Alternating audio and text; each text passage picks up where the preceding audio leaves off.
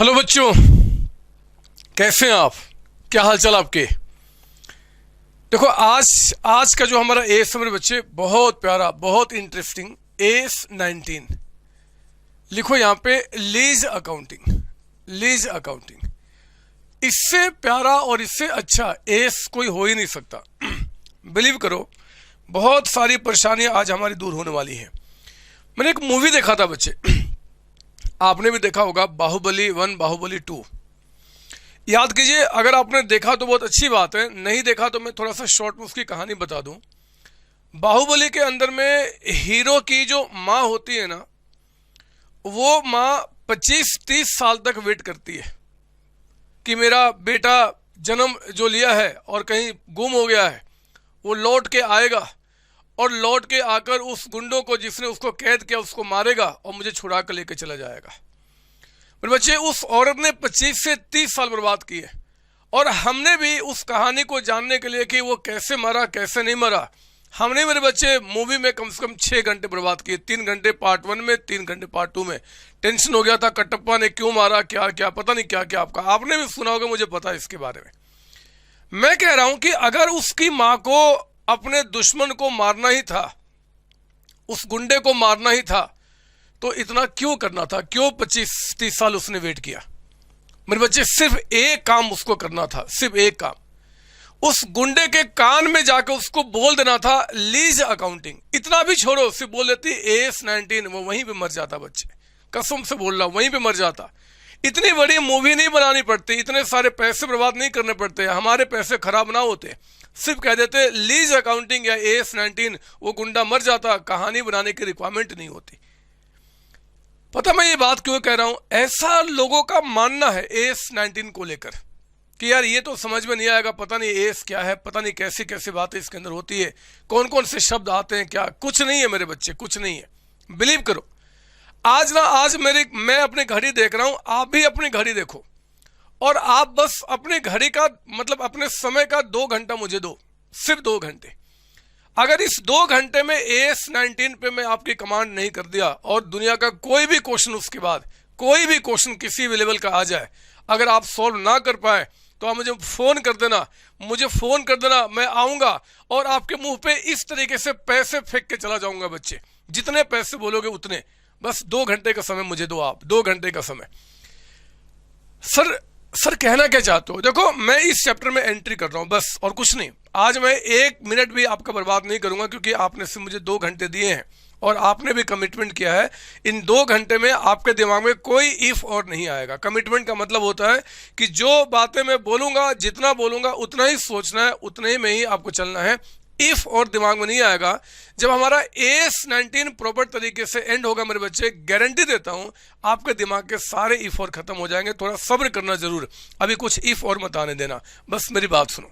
बताओ सर, हम आपके साथ हैं, क्या करना चाहते हो? देखो, मैं इसमें एक छोटी सी कहानी बताना चाहता हूं, एक छोटी सी कहानी। ये बात तब की मेरे बच्चे, जब मैं बहुत छोटा छोटा प्यारा प्यारा बच्चा हुआ करता था। आज से लगभग 150 पौने 200 साल पहले की बात है। ये तब की बात है जब मैं बहुत छोटा हुआ करता था, आपके जैसा दिखा करता था। नहीं, आपके जैसे क्या, आपसे भी छोटा, मैं 11वीं 12वीं क्लास में हुआ करता था। तब की बात बता रहा हूँ, जरा कहानी सुनना यहाँ पे क्या है, और इस कहानी को बस आपको देखना है, आपको लिखना नहीं है। जब मेरा ये कहानी पूरा हो जाएगा ना, तो चाहे तो आप वीडियो को पॉज करके आप इस कहानी को अपने कॉपी में कहीं लिख देना, रिवीजन करने में आपको हेल्प मिलेगा। और दूसरा कुछ भी नहीं, सुनो ध्यान से क्या है। ये आज से मेरे बच्चे 800 साढ़े 800 साल पहले की बात है। ये देखो जरा, ये मेरा स्कूल हुआ करता था, ये मेरा स्कूल हुआ करता था। ये बात आज से 900 साढ़े 900 साल पहले की है। ये मेरा देखो, ये स्कूल हुआ करता था।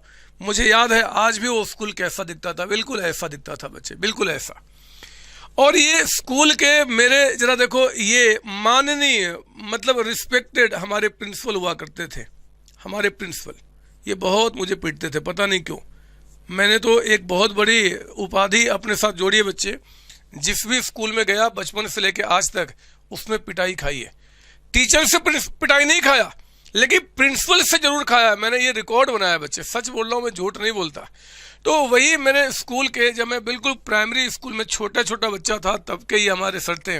वो 10वीं 11वीं क्लास की बात कर रहा हूँ, प्राइमरी नहीं था, वो 10वीं 11वीं क्लास था शायद, थोड़ा सा याद कर रहा हूँ। ये हमारे प्रिंसिपल थे मेरे बच्चे, मैं लिख दूं यहाँ पे, ये हमारे प्रिंसिपल थे। एक बार क्या हुआ कि हम सभी लोग इनके पास गए और बोले principal uncle, principal uncle, principal uncle, आप एक काम करो ना, हमारे स्कूल में कंप्यूटर लेकर आ जाओ, हमारे स्कूल में कंप्यूटर दे दो, हमें कंप्यूटर सीखना है, जमाना चेंज हो रहा है। मेरे बच्चे तब की बात कर रहा हूँ जब कंप्यूटर बहुत महंगे मिलते थे, आज तो 25-30 हज़ार में मिल जाता है, लेकिन उस समय 1-1 लाख 2-2 लाख रुपए कंप्यूटर की कीमत हुआ करती थी। प्रिंसिपल ने हमारी बात सुनी, बोले कि ठीक है, मैं इस स्कूल में कंप्यूटर लेकर आऊँगा और तुम बच्चों को मैं पढ़ाऊँगा। तो इन्होंने देखा कि यार स्कूल में कितने कंप्यूटर लगेंगे, तो इन्होंने देखा एक यहाँ लगाना पड़ेगा, एक यहाँ लगाना पड़ेगा, एक यहाँ लगाना पड़ेगा, एक यहाँ लगाना पड़ेगा, एक यहाँ लगाना पड़ेगा। तो 1 2 3 4 5 कंप्यूटर इनको रिक्वायरमेंट था। क्या रिक्वायरमेंट था जी? कंप्यूटर। अब देखो ये कंप्यूटर जो 5 इनको रिक्वायरमेंट था, ये कहाँ से लेकर आए? तो मैं आपको दिखाता हूँ, ये एक कंपनी अभी भी हुआ करती है, उस समय भी हुआ करती थी, लेनोवो। नाम तो सुना ही होगा आपने, नाम तो सुना ही होगा। ये जो प्रिंसिपल था ना बच्चे, ये लेनोवो वाले के पास चला गया। लेनोवो, देखो ये उसका मालिक हुआ करता था, ये मालिक उसका। और हमारे प्रिंसिपल ने क्या किया, लेनोवो के मालिक को बोला, लेनोवो के मालिक भैया, लेनोवो के मालिक भैया, आप एक काम करो, मुझे अपने स्कूल में कंप्यूटर लगाने हैं, आप हमें कंप्यूटर दे दो ना। तो इन्होंने क्या किया, इन्होंने पूछा बताओ कितने कंप्यूटर चाहिए। इन्होंने कहा 1 2 3 4 5। बोला कि ठीक है। कहा कि देखो जी कंप्यूटर जो है ना, इसकी जो कॉस्ट है, कॉस्ट जो है वो पर आपका कंप्यूटर पर यूनिट आपका यहाँ पे 2 लाख रुपए का है, 2 लाख रुपए का है, 2 लाख रुपए है। अगर आपको 5 कंप्यूटर चाहिए तो आपका टोटल कॉस्ट जो पड़ेगा, टोटल कॉस्ट जो कंप्यूटर का पड़ेगा वो 2 लाख इंटू 5 यानी कि 10 लाख रुपीज का पेमेंट आपको करना पड़ेगा। 10 लाख का पेमेंट, 10 लाख पेमेंट करना पड़ेंगे। अब मेरे प्रिंसिपल ने सोचा यार 10 लाख रुपए एक बार में ही चला जाएगा। पहले महंगा हुआ करता था बच्चे कंप्यूटर, आप अपने पापा मम्मी से पूछ लेना, बहुत महंगा हुआ करता था। तो हमारे प्रिंसिपल ने सोचा कि यार 10 लाख रुपए एक बार में पेमेंट करना पड़ेगा, ये तो बहुत सारे पैसे चले जाएंगे, अब मैं क्या करूं। तो प्रिंसिपल ने लेनोवो वाले अंकल से एक रिक्वेस्ट किया, बोला लेनोवो वाले अंकल एक काम करो ना, आप जो ये कंप्यूटर दे रहे हो ना, मुझे बेचो मत, मैं खरीदना नहीं चाहता, आप ना मुझे लीज पे दे दो, मुझे आप लीज पे दे दो। क्या बोला उन्होंने जी, आप हमें लीज पे दे दो। सर लीज क्या होता है? देखो सिंपल शब्दों में बात करूं तो रेंट होता है बस। हमारे प्रिंसिपल ने कहा कि एक काम करो, आपके पास जो कंप्यूटर पड़ा हुआ है ना, हम उसको खरीदना नहीं चाहते, आप एक काम करो हमें रेंट पे दे दो बस। इससे क्या होगा कि एक बार 10 लाख रुपए पेमेंट करने के बजाय हम आपसे रेंट पे ले लेंगे और पार्ट पार्ट में क्या होगा, वो सामान हमारे पास यूज हो जाएगा। हमें तो यूज करना है, हम उसको मालिक बन के क्या करेंगे, हम मालिक बन के क्या करेंगे। लेनोवो वाले ने पूछा कि जरा बताओ प्रिंसिपल भैया कि आप जो ये कंप्यूटर रेंट पे लेना चाहते हो, लीज पे लेना चाहते हो, कितने वर्षों के लिए, कितने समय के लिए? तो प्रिंसिपल ने कहा कि एक काम करो, आप ना यहाँ पे हमें लीज पे दे दो 1 2 3 4 5 6 6 ईयर्स के लिए, 6 साल के लिए दे दो। हम 6 साल आपका इसका यूज करेंगे और 6 साल के बाद कंप्यूटर हम आपको वापस कर देंगे, वापस कर देंगे। मेरे बच्चे लेनोवो के मालिक ने बोला कि यार आप कैसी बात कहते हो, आप लीज पे मांग रहे हो, हम देने को भी तैयार है, और क्या कहते हो 6 साल के लिए। तो हमारे कंप्यूटर की जो लाइफ है ना, लाइफ, वो लाइफ ही टू द मैक्सिमम 6 ईयर्स की है, 6 साल चलेगा, इससे ज्यादा नहीं चलेगा। तो एक तरीके से आप सारा का सारा एंजॉय तो कर रहे हो, एक तरीके से सब कुछ आपके पास ही तो आ जाएगा। तो मेरे प्रिंसिपल ने कहा कि कोई बात नहीं, मैं 6 साल तक के लिए लीज पे लेने को तैयार हूं। आप एक काम करो, ये जो पैसा है ना जो मुझसे आप इकट्ठा मांग रहे हो, इसको इकट्ठा मांगने के बजाय आप 6 साल यानी कि 6 टुकड़ों में डिवाइड कर दो, हम आपको देने को तैयार है। मेरे बच्चे उस केस में क्या हुआ कि ये लेनोवो के मालिक ने कहा कि ठीक है जी, आपका 10 लाख रुपए कॉस्ट है, हम 6 साल में इसको डिवाइड करने को तैयार हैं, लेकिन क्योंकि पेमेंट आप पूरे 10 लाख का आज नहीं कर रहे हो, आप अगले 6 इंस्टॉलमेंट में कर रहे हो, 6 वर्षों में कर रहे हो, इसलिए हम इसमें यहाँ पे कुछ इंटरेस्ट ऐड करेंगे, और इंटरेस्ट ऐड करने के बाद जो अमाउंट होगा हम उतने पे आपको सामान देंगे, और उसी प्राइस को हम क्या करेंगे, 6 आपका इंस्टॉलमेंट में डिवाइड कर देंगे।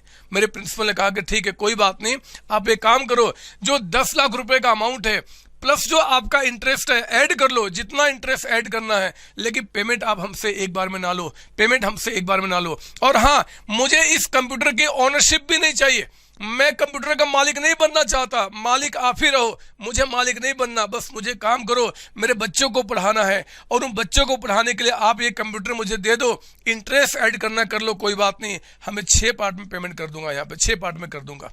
तो ये जो लेनोवो का मालिक है बच्चे बोला कि ठीक है जी, हम आपको इंस्टॉलमेंट बना रहे हैं। मान लो ये प्राइस मेरे बच्चे 12 लाख रुपीज आपका हो गया, मान लो। सर ये कैसे निकला 12 लाख रुपए, क्या इंटरेस्ट चार्ज किया, कैसे इंटरेस्ट चार्ज किया जाएगा, फिक्स्ड होगा, इंस्टॉलमेंट में कैसे, वो सारी बातें बात की है, मैं उन पर भी नहीं आना चाहता, मैं उस पर भी नहीं आना चाहता। मैं आपको बहुत प्यार से एक छोटा सा कॉन्सेप्ट समझाना चाहता हूं, एक टिपिकल कॉन्सेप्ट, बहुत सिंपल लैंग्वेज में। तो मेरे प्रिंसिपल ने कहा कि ठीक है, मैं 12 लाख रुपए आपको देने को तैयार हूं। मेरे बच्चे बात उठी कि अब ये इंस्टॉलमेंट जो बनेगा, मतलब जो लीज रेंट होगा, लीज रेंट जो होगा, जो रेंट हमसे लिया जाएगा, वो आखिर कितना कितना लिया जाएगा, कितना कितना। तो लेनोवो वालों ने इसके इंस्टॉलमेंट को फिक्स करने के पहले लेनोवो के मालिक ने क्या किया, प्रिंसिपल को फोन लगाया, बोला प्रिंसिपल भैया एक बात बताओ, कंप्यूटर तो 6 साल तक आप ही एंजॉय करोगे और कंप्यूटर फिर आपके पास ही रहेगा, तो मुझे ये बताओ कि आपको क्या लगता है कि 6 वर्षों के बाद इस कंप्यूटर को बेच के आप मुझे कितना दोगे। प्रिंसिपल ने पूछा मैं क्यों दूंगा। हमने कहा कि यार कौन लेने देने का चक्कर करेगा, कौन लेने देने का चक्कर करेगा, 6 साल के बाद कंप्यूटर अब तो खराब ही हो गया, आपके पास ही रह जाएगा, मैं लेने आऊंगा, लेकर जाऊंगा, बहुत समय बर्बाद होगा, मैं ये काम नहीं करने वाला। आप मुझे बताओ कि आप इस कंप्यूटर को अगर 6 वर्षों के बाद आपको लेने का मन हुआ तो आप कितने में लोगे, मुझे ये बता दो, मुझे लिखित दे दो कि हम इतने पैसा आपको देने को तैयार हैं। पता है मेरे प्रिंसिपल ने क्या किया बच्चे, मेरे प्रिंसिपल ने एक कबाड़ी वाले को पकड़ा और कबाड़ी वाले को बोला कि कबाड़ी वाले भैया एक बात बताओ, ये कंप्यूटर जो आज नया है ना, जब 6 वर्ष गुजर जाएंगे तो तुम मुझे बताओ कि तुम इसको बेच के मुझे कितना पैसा दोगे। उसने कहा यार एग्जैक्ट कैसे बता दूं। बोला एग्जैक्ट छोड़ना, बताओ तो कुछ आसपास कितना पैसा मुझे दोगे। तो कबाड़ी वाले ने कहा कि देखो जी कोई बात नहीं, मैं आपको 20,000 रुपये देने को तैयार हूँगा, मैं आपको 20,000, जो 2 लाख का कंप्यूटर है, हम 6 वर्ष के बाद आपको इसका 20,000 रुपीज आपको देने को तैयार हो जाएंगे। मेरे बच्चे वो कबाड़ी वाले ने जैसे ही बात बोला ना, तो प्रिंसिपल ने क्या किया, इनको फोन लगाया, बोला लेनोवो भैया हम 6 साल के बाद इस बात की गारंटी देते हैं, इस बात की गारंटी देते हैं कि जो कंप्यूटर आपका है वो कंप्यूटर की वैल्यू कम से कम 20,000 रुपये होगी, मतलब मैं आपको 20,000 रुपये देने को तैयार हूं। यानी कि 6 वर्ष के बाद, एंड ऑफ 6 ईयर्स, 6ठे साल के बाद हम आपको 20,000 रुपीज देने को तैयार हैं एज रेसिडिबल वैल्यू। रेसिडिबल वैल्यू मतलब ये एक गारंटी है मेरे बच्चे, ये एक गारंटी है। जरा बताओ इस गारंटी को किसने दिया है। सर प्रिंसिपल ने दिया है। किसको दिया है? सर वो लेनोवो वालों को। तो मेरे बच्चे ये जो है ना, ये कहेंगे गारंटी, ये जो गारंटी है गिवन बाय कौन जी? आपका लेसी। गारंटी किसने दिया? लेसी। सर लेसी कौन होता है? मेरे बच्चे प्रिंसिपल जो यहाँ पे है ना, वो लेसी कहा जाएगा। मतलब जिसने लीज पे सामान लिया है वो लेसी होता है, और जिसने लीज पे सामान दिया है हम उसको लेसर कहते हैं। ये लेसर है, मालिक है जिसने सामान दिया है जी आपका लीज पे, और जिसने लिया उसको लेसी। तो मुझे बताओ ये 20,000 रेसिडुअल वैल्यू इसको मिलेगा 6 वर्षों के बाद। इसकी गारंटी किसने दिया? सर लेसी ने दिया। तो गारंटी गिवन बाय लेसी कहेंगे, और ऑन हिज बिहाफ, और ऑन हिज बिहाफ। सर इसका क्या मतलब है? सर इसका क्या मतलब है? मेरे बच्चे इसका मतलब समझाता हूं। मान लो ये प्रिंसिपल ना होता, कोई कंपनी होती। मान लो प्रिंसिपल ना होता, कोई कंपनी होती एक्स लिमिटेड। तो बताओ एक्स लिमिटेड कोई गारंटी दे सकता है क्या? क्या एक्स लिमिटेड कंपनी कुछ बोलती है क्या? नहीं सर, नहीं, कंपनी नहीं बोलती। तो बताओ कंपनी के बिहाफ पे कौन बोलता है? सर उनके डायरेक्टर्स बोलते हैं। तो मेरे बच्चे डायरेक्टर्स जो हो गए ना, ऑन हिज बिहाफ हो गया। मतलब अगर मेरे और आपके जैसे इंसान की बात होगी तो गारंटी हम देंगे, मैं दूंगा, आप दूंगा, वो गारंटी हो गया गिवन बाय लेसी। लेकिन अगर कोई कंपनी हो गया, कोई पार्टनरशिप फर्म हो गया, कुछ ऐसे सोसाइटीज हो गए, तो ये आर्टिफिशियल पर्सन है, वो कभी बोलते नहीं है। तो उनके बिहाफ पे क्या होगा? जो उनके रिप्रेजेंटेटिव से बच्चे वो गारंटी आपका देंगे। तो खैर कोई बात नहीं, हमें भी उतना नहीं सोचना। हमने कहा कि 5 साल के बाद 6ठे वर्ष में प्रिंसिपल ने कहा कि कोई बात नहीं, ये कंप्यूटर जो है ना, इनको बेचकर हम आपको 20,000 रुपये दे देंगे, हम इस बात की गारंटी देते हैं। तो ठीक है जी, ये बात बन गई। अब लेसर क्या करता है मेरे बच्चे, अब बनाता है इंस्टॉलमेंट। उसको पता है कि 20 लाख रुपए में से 20,000 रुपये तो हमें लास्ट में मिल जाएगा। तो वो कहता है लेसी को कि देखो जी 20 लाख रुपए, 20 था ना, सॉरी 12 लाख रुपए। वो कहता है कि 12 लाख रुपए के आपके टोटल कंप्यूटर का प्राइस है जो हम आपसे चार्ज करेंगे। इस 12 लाख में ठीक है जी, आप कहते हो कि 20,000 रुपये आप हमें दे दोगे, तो 20,000 रुपये देने के बाद आपका 11,80,000 रुपये का अमाउंट बच गया, 11,80 का अमाउंट बच गया।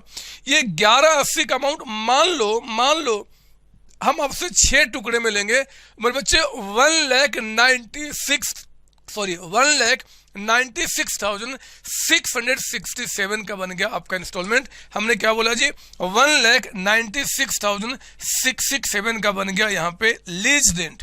यानी कि ये पैसा आपने क्या करना है, हर एक 7 है यहाँ पे, ये आपको एनुअली पे करना है, ये एनुअली पे करना है। और फिर आपका मैं क्या क्या लिख रहा हूं, कोई बात नहीं, 196,667 आपको ये एनुअली पे करना है। और 6 वर्षों के बाद आपने जो गारंटी दिया है कि 20,000 रुपये हमें मिल जाएगा, वो आपका गारंटी हुआ। मेरे बच्चे ये गारंटी जब देता है ना, तो मिनिमम देता है, कम से कम, ताकि इस पर कोई बर्डन ना पड़े। मान लो इसको लगता है कि यार नहीं, बेच के हमें 5,000 ही मिलेगा, तो ठीक है 5,000 की गारंटी। अगर 5,000 की गारंटी दोगे तो अकॉर्डिंगली ये बढ़ जाएगा आपका। तो वो मतलब एनी हाउ देखा जाए तो ना इसको कोई घाटा हो रहा, ना इसको कोई घाटा हो रहा है। गलत बोल रहा हूं क्या मेरे बच्चे, गलत बोल रहा हूं क्या? आप बताओ, प्रिंसिपल का बर्डन जो था वो तो खत्म हो गया। एक तो पहले कौन कंप्यूटर लेगा, रखेगा, फिर उसको बाद में ऑनरशिप रखो, उसका रिपेयरिंग कराओ, ये कराओ, कौन चक्कर करेगा, कौन चक्कर करेगा? इसने सिंपली इनको बोला भैया दे दो रेंट पे, अगर बीच में कुछ हुआ तो मैं आपको वापस कर दूंगा, नहीं तो हमारे पास रहेगा ये 6 साल तक, हम इसको यूज करेंगे। और हाँ, 6 वर्षों के बाद हम क्या करेंगे, 20,000 आपको यहाँ पे दे देंगे एज ए रेसिडुअल वैल्यू आपका। मेरे बच्चे, ये जो आपका एग्रीमेंट हुआ, जरा इस एग्रीमेंट में ध्यान से देखना। मुझे एक बात बताओ, प्रिंसिपल ने लेसर से क्या लिया? सर कंप्यूटर लिया।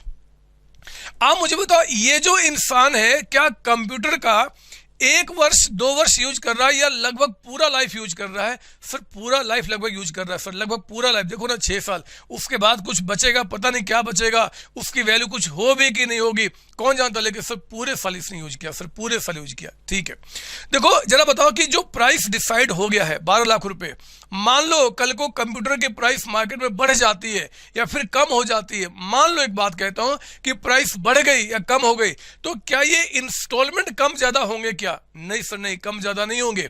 यानी कि मेरे बच्चे, अगर मान लो इससे जो जुड़ा हुआ कंप्यूटर से रिस्क है या रिवार्ड है, रिस्क का मतलब प्राइस कम हो जाना, रिवार्ड का मतलब कि प्राइस और बढ़ जाना, ये सारे रिस्क रिवार्ड अब इनके पास है, उनको उससे कोई मतलब ही नहीं है। एक तरीके से देखा जाए तो आपने क्या किया जी, इनको सिर्फ ओनरशिप ट्रांसफर नहीं किया, पेपर इनके नाम पे भी ट्रांसफर नहीं किया, लेकिन एक तरीके से सामान क्या किया, आपने बेच दिया, क्योंकि आपके पास से सामान चला गया, अब इनके पास निकल के आ रहा है।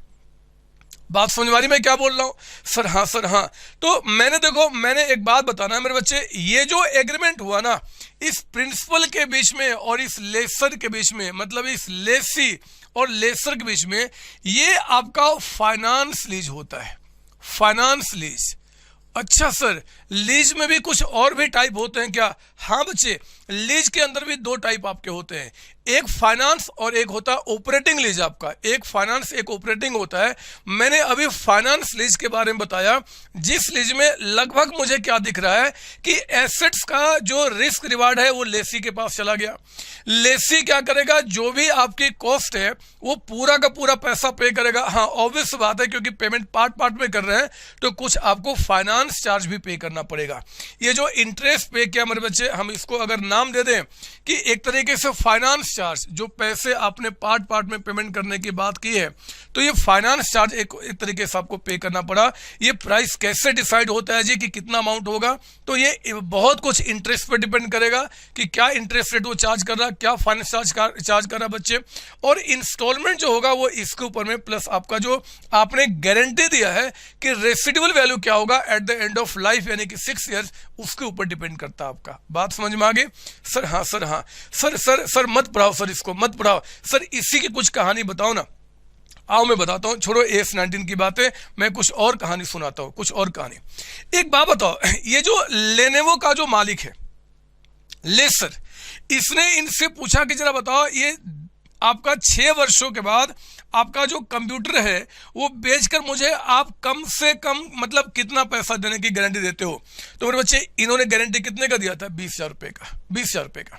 क्या लेनोवो वाला इनको ही बेचेगा? क्या इनको ही बेचेगा? नहीं सर, नहीं बेचेगा। नहीं, इन्होंने तो इस इंस्टॉलमेंट को तय करते समय इन्होंने क्या किया, इनसे सिर्फ एक गारंटी लिया है कि आप बताओ कि भैया 6 साल के बाद जब कंप्यूटर खत्म हो जाएगा तो उसकी कितनी स्क्रैप वैल्यू आप मुझे पे करने को तैयार हो? तो वो कहता है कि 20,000 रुपए। लेकिन मेरे बच्चे ये बिजनेसमैन है, ये बिजनेसमैन है, ये लेसर जो है ना वो बिजनेसमैन है। वो सिर्फ यहीं पे नहीं रुकेगा, वो यहीं पर नहीं रुकेगा। आपने इनसे तो गारंटी ले लिया, इसके बाद आप मार्केट में और निकलते हो, लोगों को ढूंढते हो, शायद कोई दूसरा स्कूल वाला, कोई दूसरा पार्टी आपको कुछ और भी गारंटी दे दे। हुआ ऐसा ही, मैं आपको बताऊं कि ये तो मेरे स्कूल की बात थी। मेरे ही गांव में एक और भी स्कूल हुआ करता था बच्चे। ये देखो वो स्कूल कैसा आपका है। आप देख रहे हो ये स्कूल थोड़ा टूटा फूटा दिख रहा है। इसका प्रिंसिपल भी जो था ना बच्चे थोड़ा सा टूटा फूटा था, मतलब बहुत ज्यादा स्थिति इसकी नहीं थी। ये भी स्कूल वाला जो है ना अपने बच्चों को कंप्यूटर सिखाना चाहता है, लेकिन इसके पास इतने भी पैसे नहीं है कि वो इतना पेमेंट कर दे। तो अब लेनोवो का जो मालिक है ना लेसर, वो गया इनके पास, बोला कि एक बात बताओ जी, आपको आज नहीं 6 वर्षों के बाद अगर मैं ये कंप्यूटर आपको दे दूं तो आप कितने में लेना पसंद करोगे? पर बच्चे इसने कहा कि यार कंप्यूटर आ जाएगा, थोड़ा रिपेयरिंग करा लूंगा, ये कर दूंगा, वो कर दूंगा, मेरा काम हो जाएगा, मेरे बच्चे पढ़ जाएंगे। तो इसने कहा कि ठीक है जी, मैं इस कंप्यूटर के बदले में आपको 50,000 का अमाउंट पे करने को तैयार हूं। 6 वर्ष के बाद, आज नहीं 6 वर्ष के बाद जब ये कंप्यूटर बेचने का नौबत आएगा तो इसने एक दूसरे आदमी को अप्रोच किया, बोला कि बताओ जरा आप इस कंप्यूटर को कितने में लेने में तैयार हो जाओगे? तो मेरे बच्चे इस टूटे फूटे स्कूल के प्रिंसिपल ने कहा कि मैं इसके 50,000 रुपए आपको देने के तैयार हूं। मेरे बच्चे इसके पास जो गारंटी आया है ना, ये लेनोवो के मालिक ने जो 6 वर्षों के बाद इस कंप्यूटर को बेच कर जो रेसिडुअल वैल्यू मिलेगा, वो गारंटी जो इसने लिया है वो 2 जगह से लिया। एक गारंटी इनसे लिया, यानी कि हमारे स्कूल के प्रिंसिपल से, ये तो लेसी है जिससे गारंटी लिया। मेरे बच्चे अब इनके सिवाय जिससे भी वो गारंटी लेगा ये हो जाएगा गारंटी, इसे कहेंगे guarantee given by third party. मेरे बच्चे थर्ड पार्टी का मतलब होता है पहला पार्टी लेसर, दूसरा पार्टी लेसी, और तीसरा पार्टी क्या हुआ जी? ये टूटे फूटे स्कूल का मालिक, जो कि थर्ड पार्टी आपका हो गया। मेरे बच्चे आप मुझे बताओ कि लेसर को इसने गारंटी 20,000 का दिया है, इसने गारंटी 50,000 का दिया है, तो बताओ जरा ये लेसर अगर कल को ये सामान बेचेगा तो किसको बेचना पसंद करेगा? क्या वो लेसी को बेचेगा या थर्ड पार्टी को बेचेगा? सर ऑब्वियस सी बात है सर वो थर्ड पार्टी को बेचेगा, क्योंकि सर थर्ड पार्टी वाला जो है ना वो 50,000 की गारंटी दे रहा है, तो सर वो उनको बेचना पसंद करेगा, क्योंकि यहाँ तो बेचने पे आपका 20,000 मिलेगा, उनको 50 में बेचेगा। सर ये क्यों बता रहे हो? आप चिंता ना करो, ये सारे वर्ड मेरे AS19 में आगे यूज होंगे। मैं आपको दिखाऊंगा। अगर ये कहानी आपको समझ में आ गई मेरे बच्चे, तो आगे कोई भी टॉपिक होगा इसके अंदर में आपके बच्चे का खेल बन जाएगा। बस मेरी कहानी सुनो मेरी कहानी, बचपन में क्या क्या मेरे साथ हुआ था, कैसे मैंने पढ़ाई की थी, कैसे प्रिंसिपल ने स्ट्रगल किया था। अच्छा एक बात बताओ, क्या ये जो आदमी है जब इससे गारंटी लिया 20,000 का, तो क्या कभी ये धोखा नहीं दे सकता? क्या नहीं दे सकता? सर दे सकता है, तभी तो दूसरे से गारंटी लेने की रिक्वायरमेंट पड़ जाती है बच्चे, कि कल को मान लो इसने गारंटी तो दिया है, कहीं बदमाश इंसॉल्वेंट हो गया, मर गया, कुछ और हो गया, तो फिर हम क्या करेंगे? तो उस केस में गारंटी कुछ भी हो सकता है, ये 50 भी हो सकता है और ये आपका 10,000 भी हो सकता है। मतलब कहने का कि जो गारंटी इसने थर्ड पार्टी से लिया, इस अमाउंट से ज्यादा भी हो सकता है, इस अमाउंट से कम भी हो सकता है मेरे बच्चे। तो ये हमने आपको बताया, कुछ वर्ड आपको मैंने दिया, जरा देखो कौन कौन सी चीजें आपको समझ में आई। एक तो हमने कहा आपका कि एक आपका फाइनेंस लीज में क्या होगा, एक तरीके से एसेट्स का जितना लाइफ या लगभग पूरा लाइफ आपने क्या किया, एंजॉय किया है ना। ये सिर्फ क्या करता, आपको मालिक नहीं बनाता, क्योंकि 6 वर्षों के बाद इसके पास 2 उपाय होगा, या तो वो सामान आपको ही बेच देगा बहुत लो कॉस्ट पे, या फिर वो किसी और को बेच देगा, ये उसके ऊपर डिपेंड करेगा। है ना बच्चे। हाँ, हम आपको ऑप्शन देंगे कि आप चाहो तो 20,000 रुपये में ले लो, ना लिए तो कोई बात है, हम दूसरे को बेच सकते हैं। कई सारी बातें निकल के आती है, हम देखेंगे इसके बारे में। तो फाइनेंस लीज निकल के आया। हमने कहा कि देखो जी, इसके अंदर में एक वर्ड निकल के आया, एक लेसी और एक लेसर। लेसर जो ट्रू ओनर है उस एसेट्स का, और जो उसको रेंट पे, लीज पे ले रहा है, हम उसे क्या बोलेंगे, लेसी का नाम देंगे, वो हमारा लेसी कहा जाएगा। एक और बात मेरे बच्चे, ये जो गारंटी देगा वो कितने का देगा, मान लो 20,000 का, इसे कहा जाएगा गारंटी गिवन बाय लेसी और ऑन हिज बिहाफ। या तो लेसी देगा या उसके बिहाफ पे जो गारंटी ये लेसर किसी और से लेगा उसको हम बोलेंगे guarantee given by third party. यहाँ पे याद रहेगी बात याद रहेगी। अरे रहेगी बात याद सर? हाँ सर, हाँ, चिल्लाओ मत सर, आगे बढ़ो आगे बढ़ो, सुनो मेरी बात सुनो। ये देखो आप, ये देखो, एक बात बताओ, ऐसे ही पूछ रहा हूं आपसे, ऐसे ही पूछ रहा हूं, मुझे बताइए कि ये जो लेनोवो का मालिक है, इसके पास गारंटी दो जगह से आई, दो जगह से, एक इनके पास से आई जी और दूसरा क्या इनके पास है, आई ना बच्चे? सर हाँ आई। अच्छा बताओ, इनके लिए जब मेरे जो स्कूल के प्रिंसिपल है, आप बताओ इनके लिए ये गारंटी कोई मायने रखेगा क्या? आप बताओ इनके लिए ये कोई गारंटी मायने रखता क्या? नहीं सर नहीं, इनको कुछ मतलब ही नहीं है। वो थर्ड पार्टी कौन है, उस थर्ड पार्टी ने कितने की गारंटी दिया है, इससे इनको कोई मतलब नहीं है सर, इनको मतलब नहीं है। हाँ, इनको मतलब हो सकता है क्योंकि ये इनके कॉन्ट्रैक्ट में, ये तो इनको जानते भी नहीं है, तो इस गारंटी से इनको कोई मतलब नहीं है मेरे बच्चे। इसको फाइनेंस लीज कहते हैं, फाइनेंस लीज आपका। अच्छा सर एक बात बताओ, आपने कहा था एक वर्ड और, ऑपरेटिंग लीज। सर वो क्या होता है? छोड़ो ना बात की बातें, सारी बातें आज ही सीख लोगे क्या, अभी सीख लोगे क्या? फिर तो दिमाग में खिचड़ी बन जानी है। पहले इस पे फोकस करो ना। मैंने आपको क्या बताया? हमने कहा आपका यहाँ पे फाइनेंस लीज होता है। सिर्फ फाइनेंस लीज में यही बातें होती है कि और भी बहुत सारी बातें होती है बच्चे, बहुत सारी बातें होते हैं। आइए, मैंने एक नोट्स आपके लिए तैयार किया है इन्हीं के ऊपर में, मैं आपको पॉइंट वाइज पॉइंट लिखाता हूं, आप सुनो मैंने क्या लिखा है, और जितनी बातें क्लास में हम नोट डाउन करेंगे मेरे बच्चे। मैंने ये रजिस्टर जो तैयार किया है, इसको तैयार करने का एक बड़ा सिंपल सा तरीका मैंने अप्लाई किया है। मैंने उतनी ही बातें लिखी है और वही चीज लिखा है जो आपको एग्जाम के लिए रिलेवेंट है, उससे हटके कुछ ज्यादा कुछ कम नहीं लिखा। तो आपने क्या करना है, जितनी बातें लिखाऊंगा वही फोकस करना है, कोई दूसरी बुक कुछ भी रेफर नहीं करना। मेरी बुक को अगर रेफर करना है तो सिर्फ क्वेश्चन को देखने के लिए, क्वेश्चन आंसर आपका जो लास्ट में मैंने दिया हुआ है, और कुछ भी नहीं करना इसके अंदर में। आइए शुरू करते हैं, समझते हैं क्या होता है। मैं भी डायग्राम को नहीं मिटाऊंगा क्योंकि इन्हीं डायग्राम से जुड़ी हुई सारी बातें मैं आपको यहाँ पे लिखाऊंगा। लिखिए मेरे साथ, शुरू करेंगे। सर ये डायग्राम बना लें, आप चाहो तो अभी बना लो, चाहो तो आप एक काम करना, जब क्लास मेरी एंड हो जाएगी ना उसके बाद आप इसको बना लेना, आपकी मर्जी है, लेकिन प्रेफरेबल होगा कि क्लास को बीच में आप रोकोगे नहीं। आप शुरू करो मेरे साथ, यहाँ पे लिखना पॉइंट नंबर 1, यहाँ पे पॉइंट नंबर 1 लिखिए मेरे साथ। ऑब्जेक्टिव, ऑब्जेक्टिव लिखिए। ऑब्जेक्टिव क्या है इस एस का? लिखना is to prescribe, objective is to prescribe, objective is to prescribe,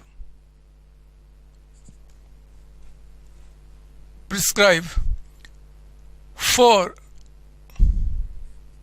lessee, for lessee and lesser, and lesser। lessee यहां पे कौन था हमारा? Sir principal. लेसर कौन था? वो आपका लेनोवो का मालिक, ठीक है। तो objective is to prescribe for lessee and the lessor, comma, the appropriate accounting policies,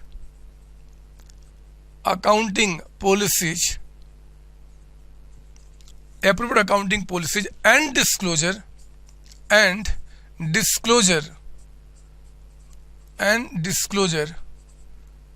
in relation to finance lease and operating lease आपका, ठीक है।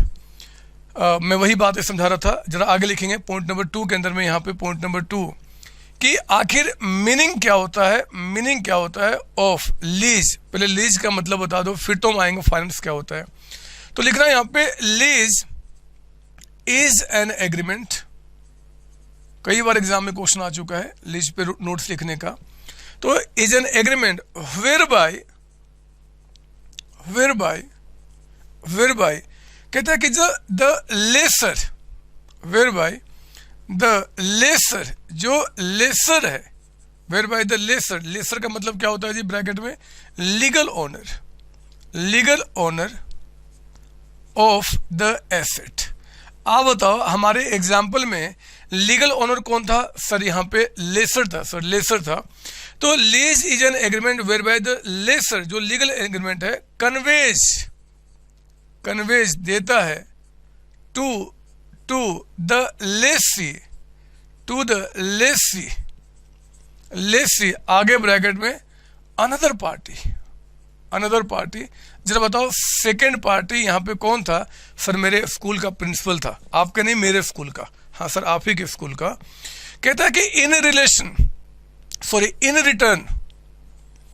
रिटर्न फॉर अ पेमेंट, मतलब जो आप एसेट्स यूज करेंगे उसके बदले में एक पेमेंट करेंगे, और सीरीज ऑफ पेमेंट मतलब या तो पूरा पेमेंट एक बार में कर दो या फिर पार्ट में इंस्टॉलमेंट बना। देख रहे हो यहाँ देखो, अरे यहाँ देखो इंस्टॉलमेंट, सीरीज ऑफ पेमेंट आपका कहता है कॉमा सीरीज ऑफ पेमेंट, क्या जी क्या दे रहे हैं, द राइट, हम दे रहे हैं आपको, कन्वे कर रहे हैं to the lessee, the right to use an asset, right to use an asset for agreed period of time। मेरे बच्चे आपने यहाँ पे क्या क्या ध्यान देना कि लीज का मतलब होता है एक ऐसा एग्रीमेंट जहाँ पे लेसर जो है लेसी को कन्वे करता है, राइट देता है, अधिकार देता है अपने एसेट्स को यूज करने का for a given period of time for a lump sum amount, या तो पेमेंट एक बार में कर दो और द सीरीज ऑफ पेमेंट उसके बदले, मेरे बच्चे, है ना। ठीक है, अब लिखो जरा पॉइंट नंबर 3 लिखेंगे आप यहाँ पे, एप्लीकेबिलिटी ऑफ AS19।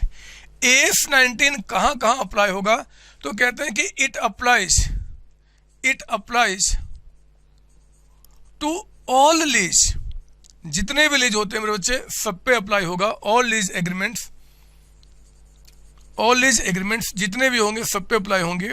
लेकिन कहता है एक्सेप्ट, छोड़ दो इनको, एक्सेप्ट फॉलोइंग, कौन सी चीजें छोड़ने की बात कर रहा है जी वो, तो कहता है कि भैया आप नंबर ए लिखो यहाँ पे, जिसपे AS19 फॉलो नहीं होगा, लीज एग्रीमेंट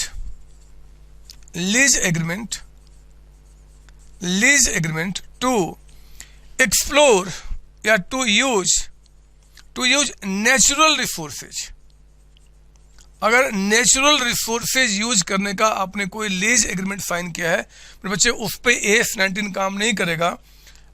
सच है जैसे कि आपका गैस हो गया, ऑयल हो गया, ऑयल हो गया, टिम्बर हो गया, मिनरल राइट्स हो गए, एक्सेट्रा, इन पे ये फॉलो नहीं किया जाएगा, लिखेंगे आप यहाँ पे B, licensing agreement, LICENSING, licensing, कोई लाइसेंस एग्रीमेंट आपने किया है जी सर, किसी का एग्रीमेंट, लाइसेंस एग्रीमेंट फॉर आपका आइटम्स सच एज, जैसे कि आपका मोशन फिल्म हो गया, है ना, जैसे कि आपका यहाँ पे वीडियो रिकॉर्डिंग्स हो गया,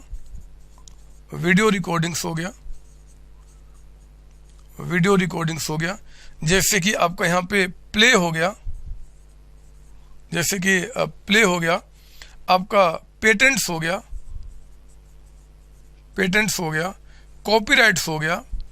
मतलब बच्चे इन पे आपका AS19 नहीं काम करेगा, एक्चुअली इस पे काम करता है AS26। तो जिन पे भी AS26 आपका एप्लीकेबल होगा, जिस एग्रीमेंट के ऊपर में पेटेंट्स हो गया, कॉपीराइट्स हो गया, ट्रेडमार्क हो गया, कोई प्ले आपने डिजाइन किया है, कोई मोशन फिल्म डिजाइन किया है, कोई फिल्म डिजाइन किया है, तो उस पर ये काम नहीं करेगा AS19। एंड सी में ध्यान से कहता है कि lease agreement to use land, land को यूज करने का जो हम लीज एग्रीमेंट करते हैं बच्चे, उस पे ये एफ काम नहीं करेगा, एक्सक्लूसिवली इसको मना किया गया है। आई बात समझ में? सर हाँ। फोर्थ लिखो यहाँ पे, फोर्थ लिखेंगे आप यहाँ पे types of lease. Types of lease, lease आखिर होते कितने तरीके के हैं मैंने आपको बताया। एक मेरे बच्चे होता है फाइनेंस लीज, एक होता है आपका फाइनेंस लीज, और एक आपका होता है यहाँ पे ऑपरेटिंग लीज। एक आपका फाइनेंस लीज और एक आपका होता है ऑपरेटिंग लीज। हमने थोड़ा बड़ा डिस्कशन किया है फाइनेंस लीज के बारे में, लेकिन डिस्कशन बहुत आगे जाएगा। मैं इसको इन डेप्थ एक एक बातें आपको समझाऊंगा और लिखाऊंगा। आप पहले यहाँ तो कॉपी कर लो, क्योंकि मुझे इससे मिटाना पड़ेगा मेरे बच्चे। बिना मिटाए मैं इसको भी नहीं मिटाना चाहता, क्योंकि मेरी सारी कहानी, सारे नोट्स इसी से जुड़े हुए हैं। तो मैं इनको छोड़कर मैं इनको मिटाऊंगा, ताकि मैं यहाँ पर जगह बना पाऊँ। आप कहो, अगर आप कहो तो मैं इसको मिटा दूँ, आप कहो तो मैं इसको मिटा दूं और आगे मैं आपको लेके बढ़ाऊं। हाँ सर, हाँ मिटा दो सर, मिटा दो। लो, मैंने आपको कहा लीज दो तरीके के होते हैं मेरे बच्चे, एक फाइनेंस, एक आपका ऑपरेटिंग। तो मैं आओ ना धीरे धीरे आपको फाइनेंस लीज पे लेके चलूं। बहुत मजा आता है वहां पे, बहुत सुहानी हवा चलती है बच्चे। लिखो यहाँ पे नंबर ए में पहले आपने क्या बोला, फाइनेंस लीज। ये बहुत प्यारा जगह है। एक बार आप इस जगह से जाके प्यार कर लो तो फिर आपको यहां से हटने का मन नहीं करेगा। एग्जाम में कोई भी क्वेश्चन आ जाए, किसी भी चैप्टर का आ जाए, आप वहां पे बस फाइनेंस लीज लिखना शुरू कर दोगे। इतना प्यार आपके अंदर भर दूंगा, इतना प्यार आपके अंदर भर दूंगा। लिखो मेरे साथ, फाइनेंस लीज होते क्या है, लिखना डैश देखिए इसके आगे में। Is a lease that transfer, लिखेंगे यहां पे that transverse substantially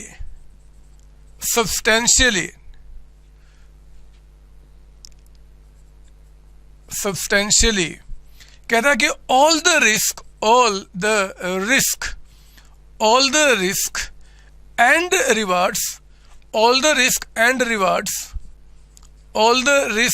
rewards incident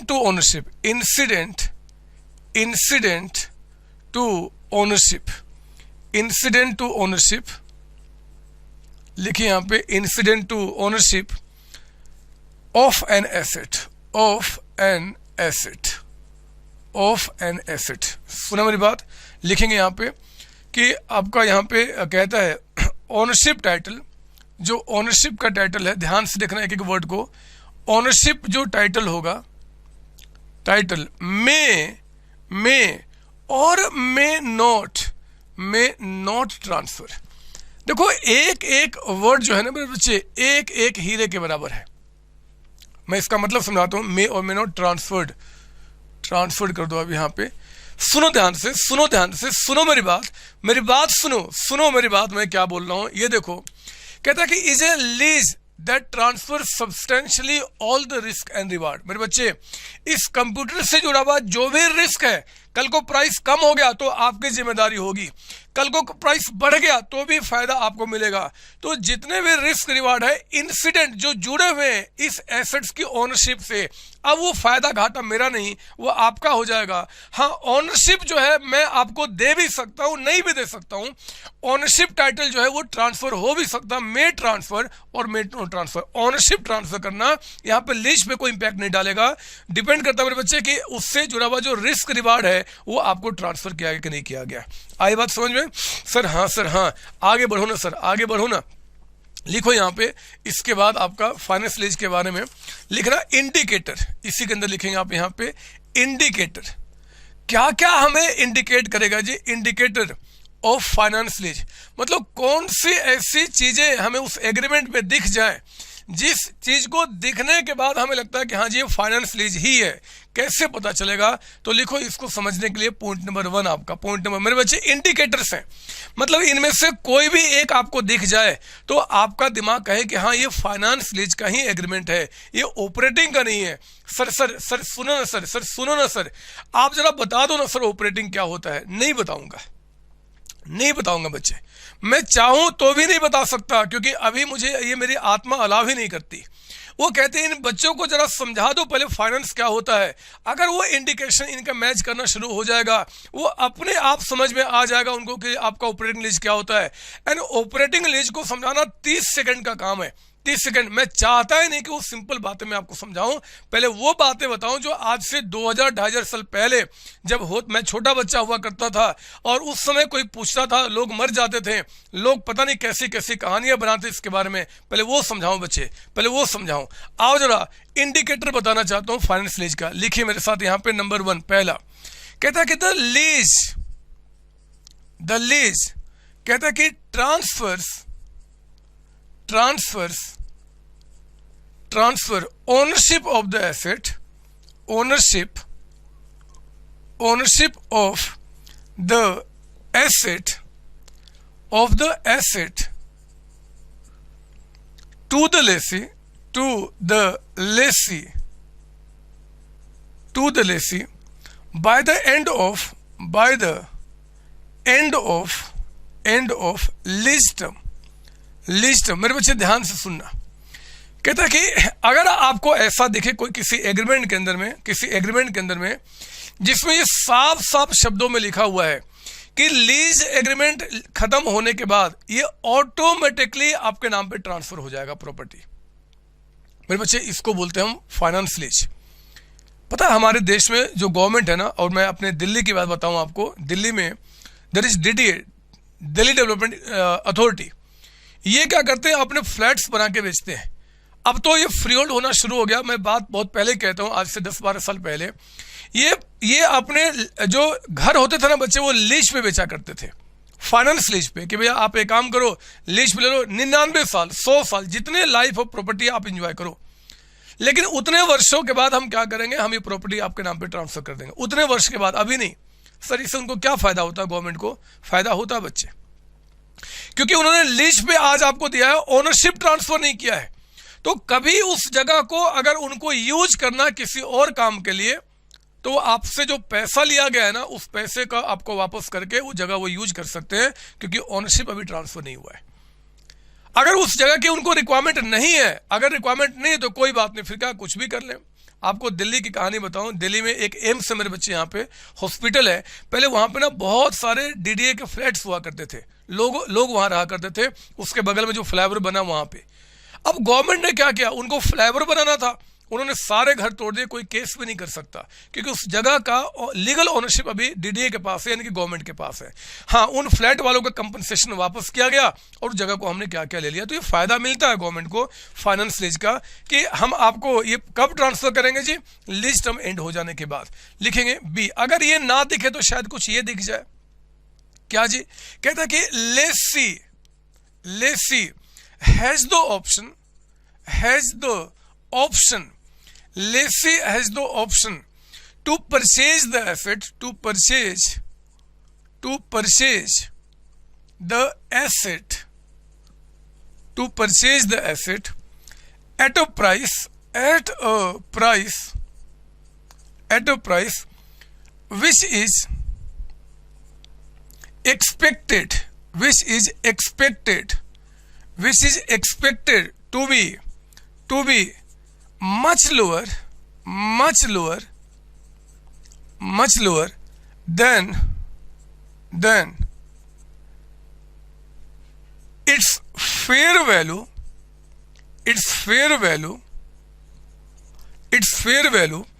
at the date of option,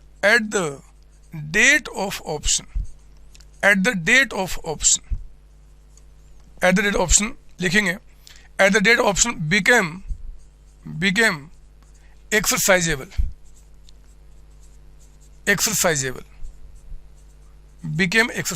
आपका। कहता है फुल स्टॉप के बाद it is reasonably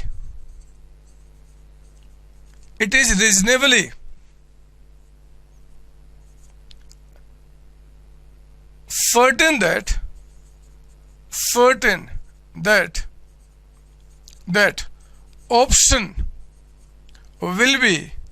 will be exercised।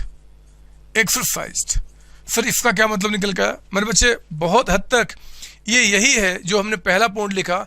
हाँ, यहाँ पे क्या होता है कि ऑटोमेटिक हम आपके नाम पे ट्रांसफर कर देंगे, लेकिन मेरे बच्चे यहाँ पे ऑटोमेटिक ट्रांसफर करने की बात नहीं होती। अगर मैं यहाँ पे बात करूँ ना, ये क्या है आपका, तो एक तरीके से अगर आपने पढ़ा होगा हायर परचेज एग्रीमेंट, जो हायर परचेज के एग्रीमेंट नहीं होते हैं, अगर आपने एचपी पढ़ा होगा या फिर बाद में पढ़ेंगे, तो हायर परचेज के एग्रीमेंट क्या होते हैं बच्चे, इसी के अंदर कवर होते हैं। दे आर फाइनेंस लीज आपका यहाँ पे।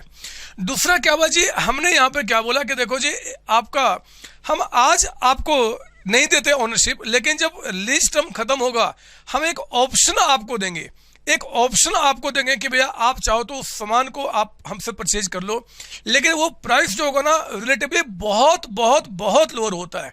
सर बहुत लोअर का मतलब क्या, कहते हैं कि उस टाइम पे जो प्राइस उस एसेट्स का रहेगा उसके मुकाबले में बहुत कम। मेरे बच्चे जनरली वो प्लस प्राइस 100 रुपये, 200, 500, 1000 रुपये, 2000 होगा। सॉरी, अगर मान लो कोई फ्लैट है और फ्लैट की कीमत मान लो उस समय 5 करोड़ रुपए है, तो हम 5 करोड़ आपसे चार्ज नहीं करेंगे, हम आपसे 200, 400, 500 रुपये चार्ज करेंगे, एक फॉर्मेलिटी के रूप में बस आपका, कि भैया हम आपके नाम पर ट्रांसफर कर रहे हैं। सर ऐसा क्यों होता है, बताया ना, पिछला रीजन ही यहाँ भी काम करता है बच्चे, ताकि मैं अगर बीच में रिक्वायरमेंट हो तो एसेट्स को कंपनी मतलब डीडीए जो है अपने पर्पस के लिए यूज कर लो, दूसरा कोई मोटिव नहीं होता। हाँ, यहाँ ध्यान देना, ऑटोमेटिक ट्रांसफर है। यहाँ पे क्या होगा कि लेसी को ऑप्शन दिया जाएगा, ऑप्शन दिया जाएगा, लेसी को ऑप्शन दिया जाएगा कि भैया आप चाहो तो इतने वर्ष के बाद हमसे परचेज कर सकते हो। इतने में देखो ना, बहुत कम प्राइस बताया जा रहा है, जनरली उसका जो स्क्रैप वैल्यू होगा उसके मुताबिक आपका। तो ये चीजें आपको यहाँ बताया गया, और ये रीजनेबली सर्टेन होता है, लगभग पक्का है कि भैया ऑप्शन को जो लेसी है वो एक्सरसाइज करेगा, क्योंकि बहुत कम प्राइस में देने के बाद उठती है। जनरली जितना प्राइस है हम लगभग पूरा स्टार्टिंग में क्या कर चुके हैं, आपसे चार्ज कर चुके हैं, इसलिए बच्चे, इसलिए ऐसा होता है। फिर आएंगे आप जरा पॉइंट नंबर 3 लिखेंगे, पॉइंट नंबर 3 यहाँ पे, point number 3, lease term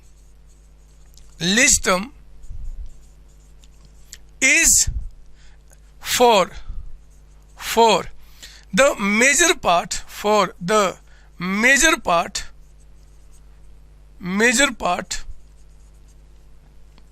of economic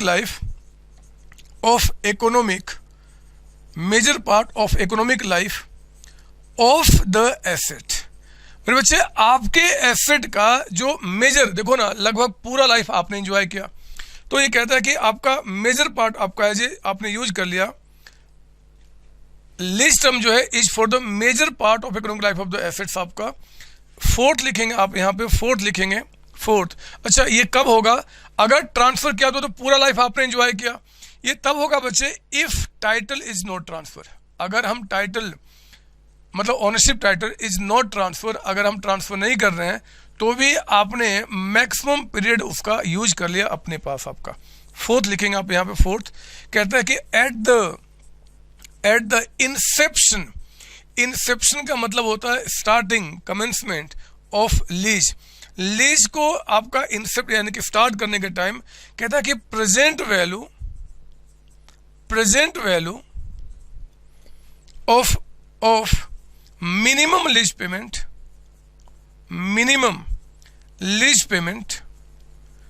present value of minimum lease payment. मेरे बच्चे मिनिमम लीज पेमेंट को हम शॉर्ट में MLP कहेंगे, M for minimum, L for lease, P for payment. कहते हैं कि at the inception of lease present value of minimum lease payment amounts to at least substantially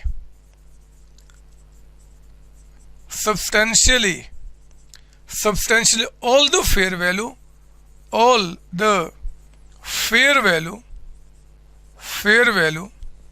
of the asset।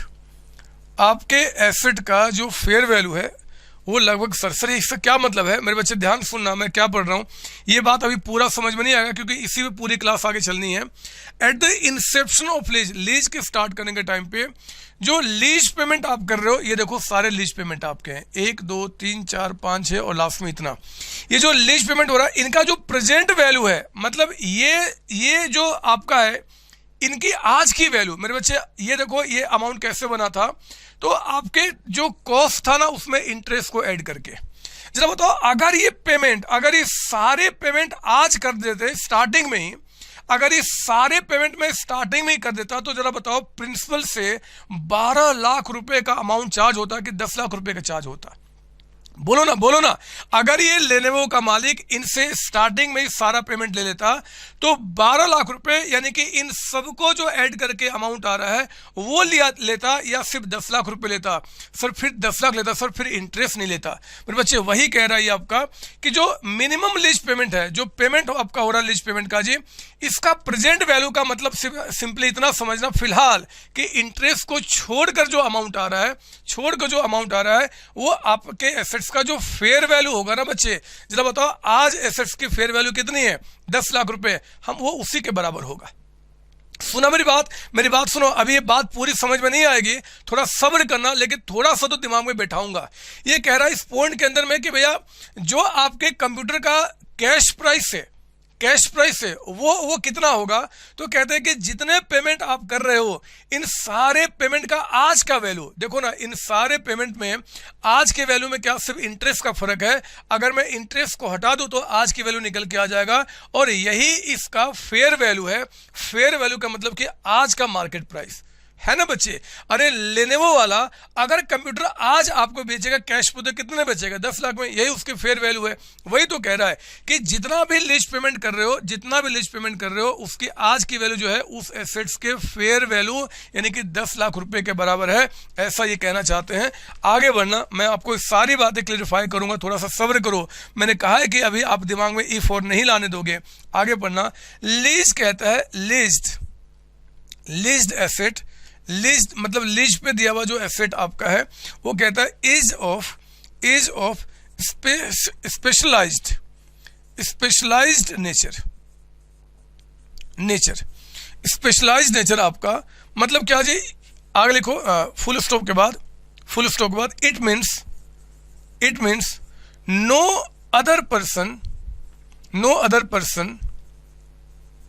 Can use it without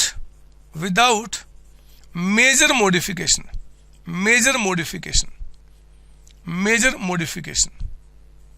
मेरे बच्चे ये 5 points में से कोई भी दिख जाए तो आप यहाँ पे क्या करना, बोलना कि आपका यहाँ पे फाइनेंस लीज आपका है, ठीक है ना। पहला क्या जी, या तो ओनरशिप अपने आप ट्रांसफर हो जाए HP एग्रीमेंट, या फिर लेसी को हम ऑप्शन देंगे at the end of lease period कि भैया आप क्या करो, उसको परचेज कर लो at a price relatively very very very lower than the prevailing price on that date.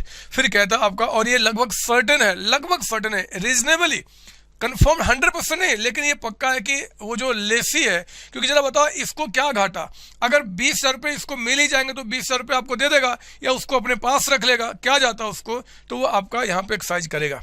Lease term क्या कर रहा है, major part of economic life, आपका जो एसेट्स दिया गया उसका लगभग पूरा लाइफ आप उसको एंजॉय कर रहे हैं।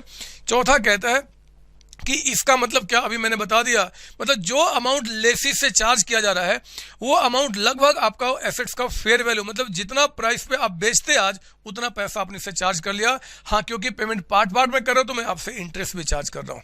और पांचवा कहता है कि लीज्ड एसेट्स एक ऐसा हो जो कि स्पेशलाइज्ड नेचर का है। सर इसका मतलब ये देखो, मैं कुछ आपको दिखा रहा हूं यहाँ पे, ये देखो जरा, आपको पता ये क्या है बच्चे, आपको पता ये क्या है?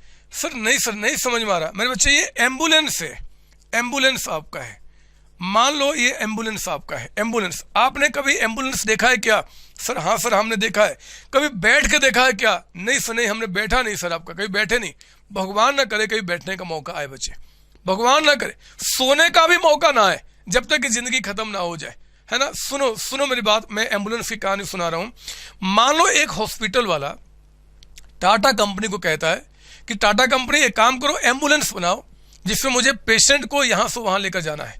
आप देखो, आपने शायद नहीं देखा होगा, मैं बताऊं, एम्बुलेंस के अंदर में कई सारी चीजें होती हैं।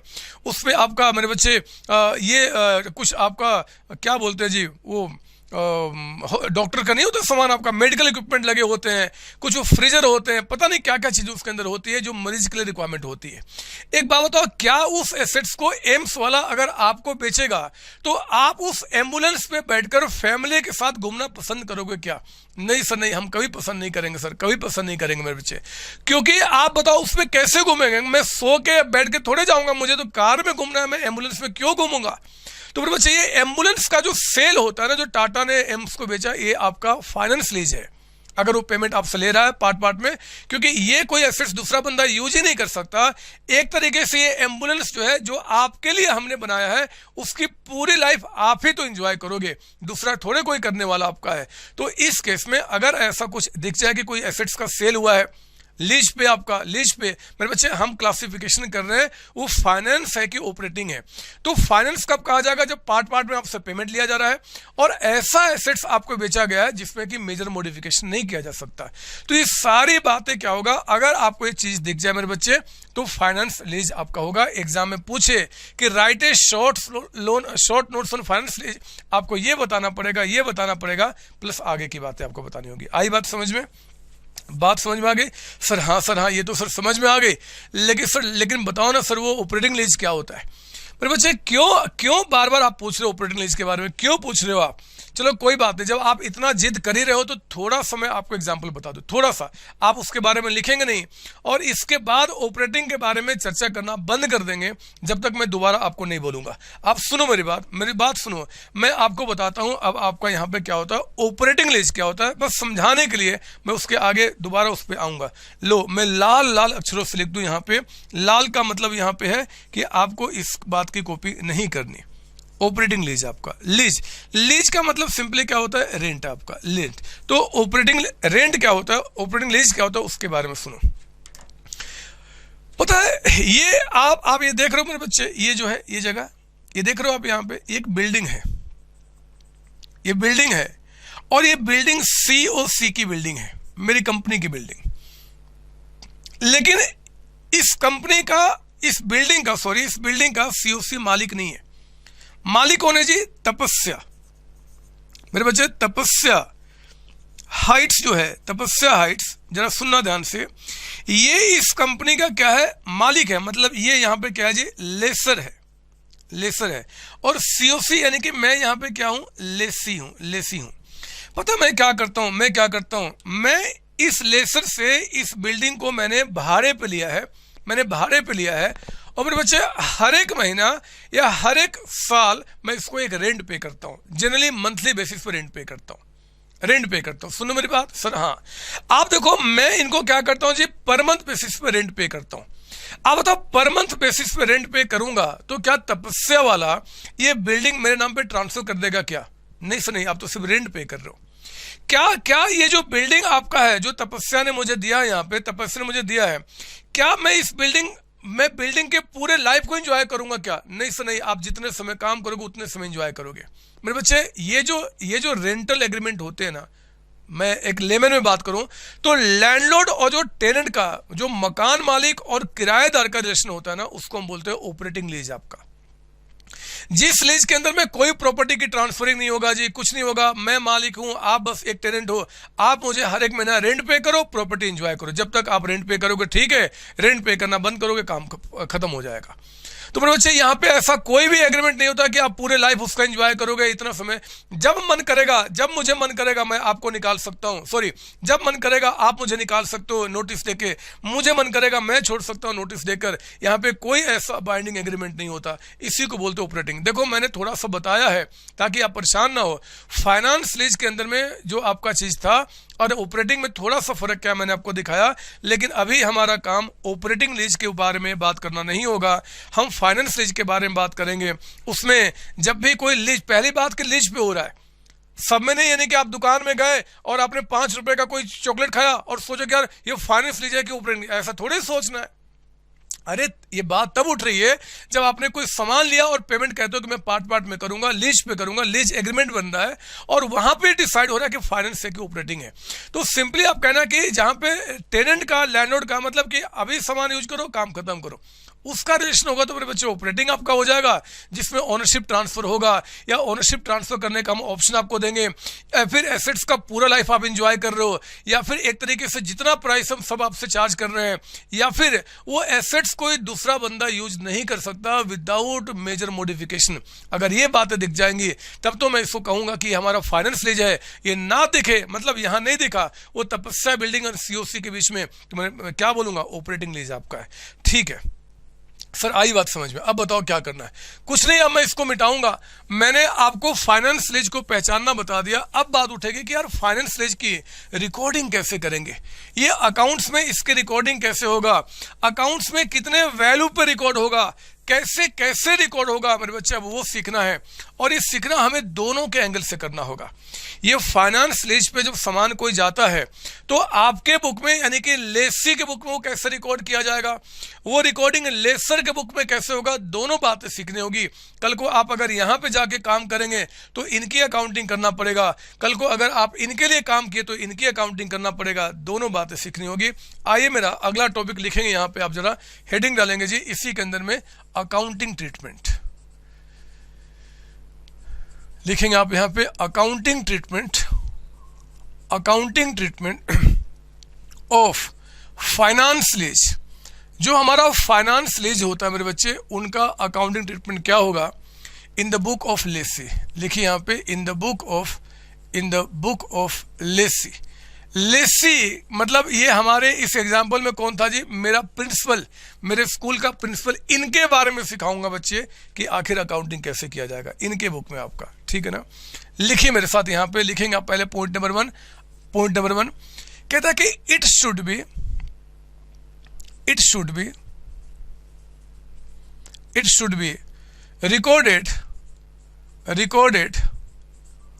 recorded at lower of लिखेंगे यहाँ पे, lower of fair value of the asset, fair value of asset at the Inception, मतलब स्टार्ट करने के टाइम पे, इंसेप्शन ऑफ लीज को स्टार्ट करने के टाइम पे मेरे बच्चे जो फेयर वैल्यू होगा उस पे, या फिर लिखिए यहां पे present value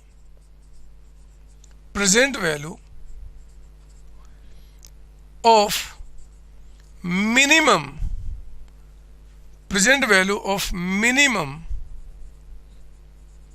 lease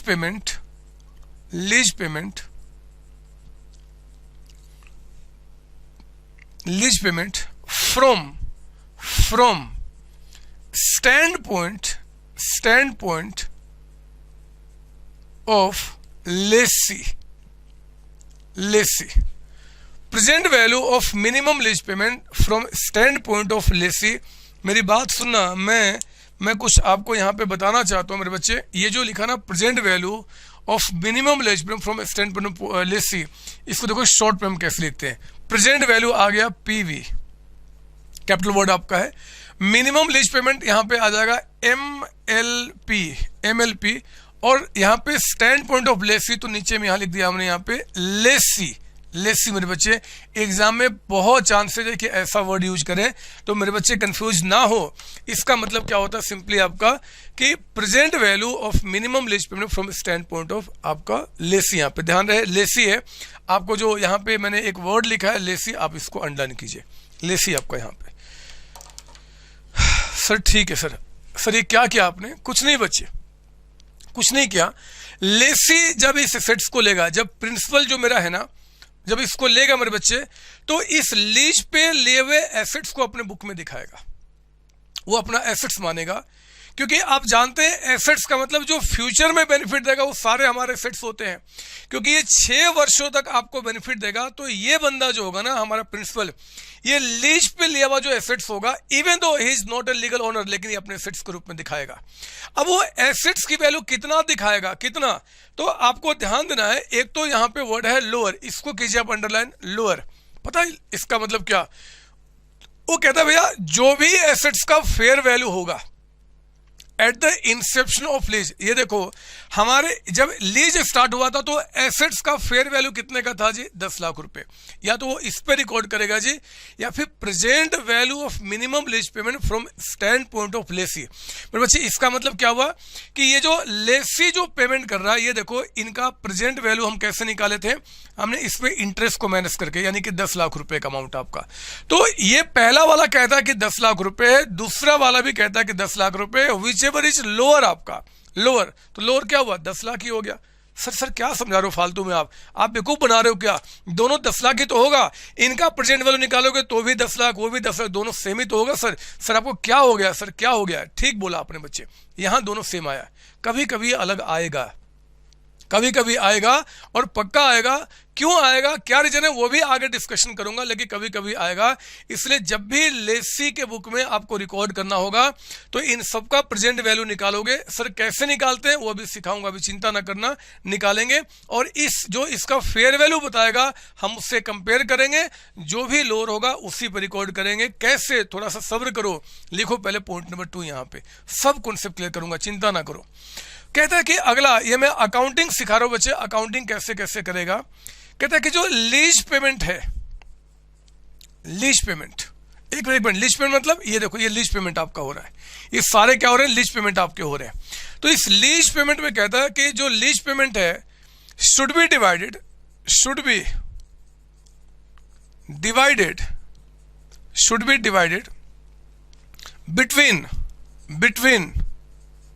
between finance charge.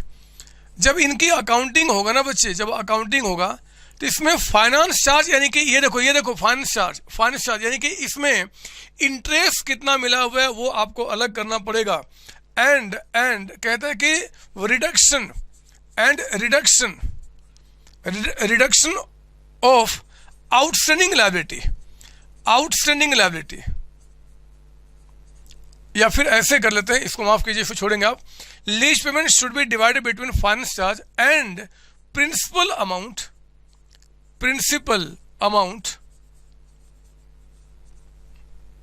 Included in lease rent. मेरे बच्चे, ये जो अमाउंट बनता है ना, ये अमाउंट, इसमें कुछ आपका ये प्रिंसिपल अमाउंट होता है, कुछ इंटरेस्ट होता है। तो जब भी अकाउंटिंग होगा इसमें इंटरेस्ट अलग करना होगा, प्रिंसिपल अमाउंट अलग करना होगा। प्रिंसिपल अमाउंट आपका जो इंक्लूड है लीज रेंट में, उस दो को बीच में आपको डिवाइड करना होगा। थर्ड पॉइंट लिखेंगे आप यहाँ पे, third point, depreciation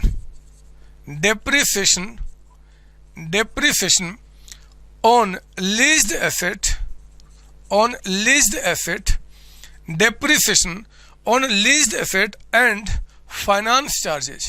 and finance charges कहता है कि शुड बी चार्ज्ड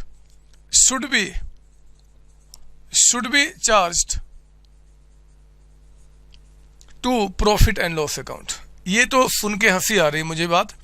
ये कहता है कि भैया आपने जो एसेट यूज किया है, इसमें जो फाइनेंस चार्ज मतलब जो इंटरेस्ट पे किया उसको प्रॉफिट लॉस में ट्रांसफर करो। हमेशा करेंगे यार, इंटरेस्ट तो हमारे एसेट्स का कॉस्ट का पार्ट ही नहीं होता, ऐसा हमें AS10 कहता है। इंटरेस्ट हमारा एक्सपेंस प्रॉफिट लॉस में जाएगा। और क्योंकि आप अपने बुक में इसको एसेट्स के रूप में रिकॉर्ड कर रहे हो, तो एसेट्स का जो रिकॉर्डिंग हुआ मेरे बच्चे इन दोनों के लोअर प्राइस पे, उस पर आपको डेप्रिसिएशन भी चार्ज करना है। और डेप्रिसिएशन कहाँ जाएगा, प्रॉफिट लॉस अकाउंट में। ये कोई बड़ी बात हो रही है, तो आप प्लीज कॉपी कर लो। एग्जाम में अगर आए अकाउंटिंग ट्रीटमेंट क्या होगा, तो ये 3 बातें आपको समझानी पड़ेंगी। आइए अब मैं आपको दो कुछ यहाँ पे इंपॉर्टेंट नोट, अब आओ जरा मैं इंपॉर्टेंट नोट बताऊं, एक एक चीज को मैं समझाता हूं यहाँ पे। ये देखो आप यहाँ पे, ये देखो, ये present value of minimum lease payment from stand point of Lesi, इसका मतलब क्या होता है मेरे बच्चे। इसके पहले ना आपको समझना पड़ेगा, एक तो पहले नोट नंबर 1 लिखो यहाँ पे, मिनिमम लिखिए, साथ साथ बिल्कुल साथ साथ लिखना है। Minimum lease payment from stand point of Lesi. मेरे बच्चे जरा बताओ, ये हमने इसको क्या बोला था, कैसे शॉर्ट में लिखेंगे। ये देखो, ये हो जाएगा MLP और यहां पे हमने लिखा लेसी। हमने पीवी नहीं लिखा क्योंकि मैं अभी प्रेजेंट वैल्यू नहीं निकाला, मैं आपको सिखा रहा हूं कि minimum lease payment from stand point of Lesi कैसे निकलता है। प्रेजेंट वैल्यू बाद में, हम पहले इसको निकालना सीखेंगे। इज इक्वल टू, दिख तो रहा है, अरे दिख तो रहा है, ये देखो लेसी के पॉइंट ऑफ व्यू से जरा बताओ कितना पेमेंट हो रहा है। सर एक तो ये पेमेंट कर रहा है, एक तो ये पेमेंट कर रहा है, मुझे बताओ एक तो ये पेमेंट कर रहा है और एंड में ये गारंटी कितना देने की बात कर रहा है, 20,000 रुपए का अमाउंट। यही है ना बच्चे, अरे बोलो ना हाँ। अरे ये जो आपका जो लेसी है, जरा बताओ वो मिनिमम लीज पेमेंट मतलब कितना लीज पेमेंट कर रहा है। तो सर 1 2 3 4 5 6, एक तो एनुअल जो लीज रेंट है वो पे कर रहा है और 6 वर्षों के बाद आपको क्या पे कर रहा है, वो रेसिडुअल वैल्यू पे कर रहा है। सुनो मेरी बात सर, हाँ सर हाँ। तो वही लिखो ना, यहाँ पे लिखेंगे, यहाँ पे इसका यहाँ पे करेंगे आप कि ये कैसे निकालेंगे जी। तो आपका टोटल आपका लीज रेंट जो आपने पे किया वो प्लस आपने लिखा guaranteed residual value, guaranteed residual value bye जरा बताओ ये गारंटी किसने दिया था। सर लेसी ने या on his behalf, given by lessee और ऑन हिज बिहाफ। तो एक तो minimum lease payment from stand point of lessee का मतलब होगा कि जो लेसी लीज रेंट पे कर रहा है वो टोटल लिया जाएगा, plus guaranteed residual value by lessee और ऑन हिज बिहाफ। सुनो मेरी बात मेरे बच्चे, ऑन हिज बिहाफ, पूरी बात आपको समझना है, दिक्कत नहीं आएगी, मुझे विश्वास है। आए तो मुझसे बात कर लेना, मैं सिंपल शब्दों में बता रहा हूं। जरा बताओ कि ये आपका टोटल कितना पेमेंट कर रहा है, तो एक तो ये पेमेंट कर रहा है जी, और फिर आपका लास्ट में 20,000 पे करने की गारंटी दे रहा है आपका वो। तो ये आपका हो जाएगा minimum lease payment from stand point of Lesi, short में क्या बोलेंगे, एमएलपी लेसी। एक बात बताओ, हमें यहाँ पे एमएलपी लेसी चाहिए, हमें एमएलपी लेसी चाहिए कि हमें पीवी प्रेजेंट वैल्यू उसका चाहिए। सर प्रेजेंट वैल्यू चाहिए, तो लिखो यहाँ पे, लिखेंगे आप यहाँ पे, नोट नंबर 1 था, नोट नंबर 2, अगर आपको निकालना है present value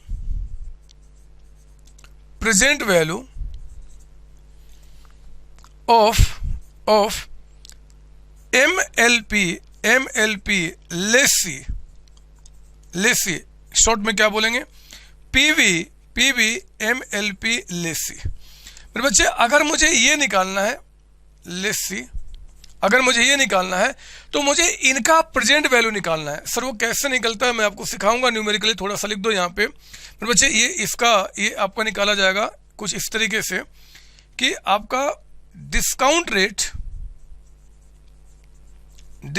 rate multiplied by MLP आपका लेसी। मेरे बच्चे मैं क्या करूंगा कि जो आपका जो एमएलपी लेसी होगा, मतलब सुनो स्लोली मेरी बात सुनो, जो भी लेसी पेमेंट कर रहा है ना, ये देखो जो भी लेसी पेमेंट कर रहा है मेरे बच्चे, हम उसका प्रेजेंट वैल्यू निकालेंगे। प्रेजेंट वैल्यू निकालने का फिलहाल इतना मतलब समझना कि इसमें से इंटरेस्ट को अलग कर दूंगा तो प्रेजेंट वैल्यू निकल के आ जाएगा। कैसे मैं आपको बताऊंगा, अब लिख दो पहले यहाँ पे, अब लिखना यहाँ पे नंबर 3, पॉइंट नंबर 3 कहता है ये प्रेजेंट वैल्यू कैसे निकालते हैं जी। तो कहता है कि present value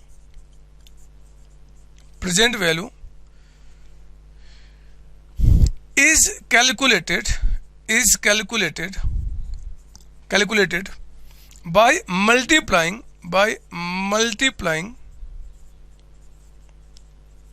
MLP lessee with discount rate. अभी लिखा था वही बात दोबारा लिख रहा हूं, विथ डिस्काउंट रेट। अरे हाँ, डिस्काउंट रेट के कई सारे नाम हैं। डिस्काउंट रेट कहेगा, कभी कभी कह देगा वो इम्प्लिसिट रेट और बच्चे कभी कभी इसको वो कह देगा रेट ऑफ इंटरेस्ट। कभी कभी ये कह देगा सिंपली इसी को बोरविंग रेट, मतलब जिस रेट पे आप कर्ज लेते हो उस रेट को हम कह देंगे बोरिंग, कोई भी नाम दे सकता है।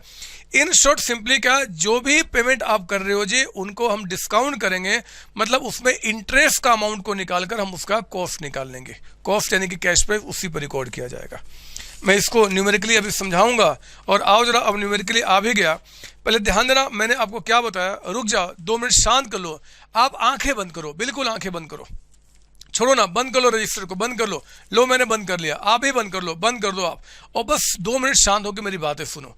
सब कुछ भूल जाओ, दुनिया में कुछ नहीं है बच्चे, बात मानो, दुनिया में कुछ भी नहीं है, सिर्फ माया है, मोह है और कुछ भी नहीं है।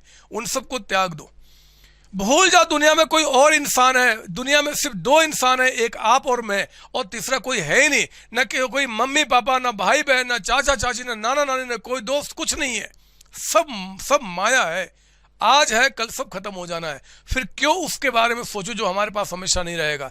हाँ, हमारे पास रहेगा क्या, मैं रहूंगा, आपके पास हमेशा रहूंगा। मैं ब्रह्मा हूं, मैं ब्रह्मा हूं, मैं विष्णु हूं बच्चे। मैं कैसे बताऊं, आज से 8 लाख साल पहले मैं ब्रह्मा जी हुआ करता था, फिर मैं विष्णु जी का उतार लिया। सच बोल रहा हूं, मैं झूठ नहीं बोलता, मेरी बात मानो, मैं झूठ कभी नहीं बोलता।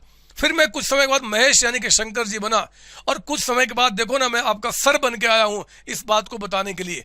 तो आप भूल जाओ दुनिया में कोई और है, बस मैं हूं और बस मैं हूं। इस सृष्टि को चलाने वाला, इस सृष्टि को बनाने वाला सिर्फ मैं हूं। आप मुझे किसी भी तरीके से राम रहीम मत समझ लेना, मुझे आसाराम बाबू मत समझ लेना, मुझे गीता माता मत समझ लेना। मैं वो अभी एक नया बाबा कोई आया था, क्या बताऊं, वो अभी अपने भूल गया वो नाम, लो नाम भी याद नहीं, पता नहीं कैसी कैसी बीमारी मुझे हो गई है, वो निर्मल बाबा। आप प्लीज वो मुझे मत समझ लेना। मैं कभी नहीं कहता कि आप वो चटनी खाओ, आप समोसे खाओ और आपको कृपा आनी शुरू हो जाएगी, कुछ नहीं। मैं बहुत बड़ा बाबा हूं, बहुत बड़ा, इस संसार को बनाने वाला बाबा हूं बच्चे। मेरी बात सुनो, मेरी बात सुनो, दिमाग बिल्कुल यहां पे आएगा और कहीं नहीं जाएगा। सुनो मेरी बात, मेरी बात सुनो, मेरी बात सुनो। मैं कोई कह रहा हूं कि एक बात बताओ, नहीं पढ़ना, छोड़ो इसको, नहीं पढ़ना, मेरी बात सुनो बस। आप बताओ, लेसी जो है, लेसी ये प्रिंसिपल, ये जो कंप्यूटर उसने लिया है उसको बुक में रिकॉर्ड करना चाहता है। वो बुक में कितने पे दिखाए, कितने पे? तो हमारा ACE19 कहता है भैया आज पता करो बुक का फेयर, आपके कंप्यूटर का मार्केट में फेयर वैल्यू कितना है। तो हमने पता किया कि मार्केट में आपका वो 15 लाख रुपए का है। फिर वो कहता है जरा पता करो कि आपने जो पेमेंट कर रहे हो, आप जो पेमेंट कर रहे हो यहाँ पे, इनकी आज की वैल्यू क्या है। मतलब इसमें से डिस्काउंट हटा, इंटरेस्ट हटा दो, आज की वैल्यू निकल के आ जाएगा। सर कैसे हटाएंगे, हम आगे सीखेंगे, चिंता ना करो, लेकिन हटाओ और निकल के आए। तो हमने क्या किया, इनका देखा आज की वैल्यू 10 लाख रुपए, तो फेयर वैल्यू मार्केट में 15 लाख रुपए है, लेकिन आपने सामान 10 लाख में लिया, तो 10 लाख रुपए आपकी कॉस्ट है। 10 पे दिखाएंगे, लोअर वैल्यू पे, लोअर वैल्यू पे। अगर मान लो फेयर वैल्यू 8 लाख रुपए है, मतलब उसकी वैल्यू ही 8 लाख रुपए है, और आप गलती से उसको 50 लाख रुपए में लेकर आओगे, तो अकाउंट थोड़ी इसकी जिम्मेदारी लेके भैया 50 लाख रुपए दिखाओ। आपकी गलती, आप बेवकूफ बना रहे हो। इसका मतलब 8 लाख का सामान कोई 50 लाख में क्यों परचेज करेगा, और परचेज किया भी तो शायद आप मतलब निर्मल बाबा के कोई रहे हो गया, और दूसरा कोई रीजन नहीं रहा होगा। तो हम इनमें से लोअर पे दिखाएंगे, बात खत्म हो गई। जो उसका एक्चुअल वैल्यू होगा और जो आपने पेमेंट किया, इसमें से जो छोटा अमाउंट होगा उसी पर रिकॉर्ड करूंगा। इतनी बात तो खत्म हो गई सर। हाँ, फिर हमने कहा कि भैया इनको छोड़ो, इनको छोड़ो। अब ये प्रेजेंट, ये जो आपका फेयर वैल्यू तो क्वेश्चन में दिया जाएगा कि आज की वैल्यू कितनी है, ये कैसे निकल के आएगा। Present value of minimum lease payment कैसे निकल के आएगा। हमने कहा पहले बताओ मिनिमम लीज पेमेंट होता क्या है, क्या होता है। अरे ऐसे क्यों देख रहे हो, बताओ ना क्या होता है। तो सर देखो ना सर, मिनिमम लीज पेमेंट का मतलब होता है जितने भी पेमेंट किए इंक्लूडिंग स्क्रैप वैल्यू। जो स्क्रैप वैल्यू आप पेमेंट कर रहे हो 6 साल के बाद, जो आपने गारंटी दिया था वो भी उसमें कवर होगा सर। तो इतने सारे पेमेंट कर रहे हो, इन सारे पेमेंट की आज की वैल्यू निकाली जाएगी, इन सारे पेमेंट की आज की वैल्यू निकाली जाएगी। मेरे बच्चे वो कैसे निकालेंगे हम बताएंगे, लेकिन ये निकाला जाएगा। तो हमने क्या किया, हमें प्रेजेंट वैल्यू निकालना है। मिनिमम मतलब जो भी आप पेमेंट कर रहे हो उसकी आज की वैल्यू, मतलब डिस्काउंट को माइनस करने के बाद, यही तो बताया। अब उसी को मैंने नोट में समझाया कि देखो जी, MLP लेसी का मतलब होता है ये चीज, ये का मतलब क्या हो गया, आपका जो लीज रेंट पे कर रहे हो, लीज रेंट आपका हो गया 1 2 3 4 5 6, और जो आपका गारंटेड रेसिडुअल वैल्यू आपका है बाय लेसी और ऑन बिहाफ, आपने गारंटी 20 का दिया था, उसको हमने ऐड किया। अब ये इसी का हमने एक नाम दे दिया MLP लेसी। हाँ, हमने पीवी नहीं निकाला क्योंकि अभी तक हमने उसका प्रेजेंट वैल्यू नहीं निकाला। अब यहाँ लिखा present value of MLP lessee, तो क्या होगा, discount rate into MLP lessee. इन सबको जो हम पेमेंट कर रहे हैं उसको हम डिस्काउंट करेंगे। डिस्काउंट करने का मतलब कि उसमें इंटरेस्ट अलग करेंगे, और कैसे किया जाएगा मैंने थोड़ा सा लिखाया, इसी बात को मैं अब आगे समझाऊंगा। बताओ क्या दम है इसके अंदर में, क्या दम है? सर इसमें दम नहीं है, लेकिन सर जो आप अपने आप को ब्रह्मा बोलते हो ना विष्णु, ये सर गंदा लगता है। मैं लगने दो ना, ब्रह्मा जी जब जन्म लिए थे तब थोड़े उन्होंने बोला था कि मैं ब्रह्मा जी हूँ। कृष्ण भगवान जन्म लिए थे थोड़े बोला कि कृष्ण भगवान हूँ। लोगों ने माना भगवान है, मानना मुझे भी, मैं भी भगवान हूँ। देना जितनी प्रॉपर्टी आपके घर में है, माँ बाप की, भाई बहन की, आपके चाचा चाची की, सारी प्रॉपर्टी मुझे दान कर दो। मैं भगवान हूँ, मैं भगवान हूँ, सब कुछ मैंने तो आपको दिया है, तो आप मुझे वापस क्यों नहीं कर सकते? सब कर दो, जितने आपने ही नहीं, आपके बगल में जितने लोग होते होंगे उनकी भी प्रॉपर्टी मेरे नाम पे कर देना। बस मैं भगवान हूं, मैं खुश रहना चाहता हूं, आप भिखारी बन जाओ, क्या जाता है? ओहो सर, पता नहीं कैसे कैसी बातें करते हो। मिटा दो इसको, मैं छोड़ो मेरी बात को, इसको मिटा दो सर, मिटा दो सर, मिटा दो। और कुछ सर इसको न्यूमेरिकली समझाओ ना सर इसको न्यूमेरिकली समझा दो ना सर प्लीज। आओ मैं आपको समझाता हूं यहाँ पे न्यूमेरिकली इन बातों को। आओ मैं आपको यहाँ समझाता हूँ न्यूमेरिकली इन बातों को। देखो जरा ये बातें कैसे काम करती हैं। ये लीजिए मैंने इसको मिटा दिया, ये लीजिए मैंने यहाँ पे मिटा दिया, और मैं आपको इन्हीं बातों को समझाता हूँ न्यूमेरिकली। आओ जरा एक क्वेश्चन लिखेंगे मेरे साथ यहाँ पे।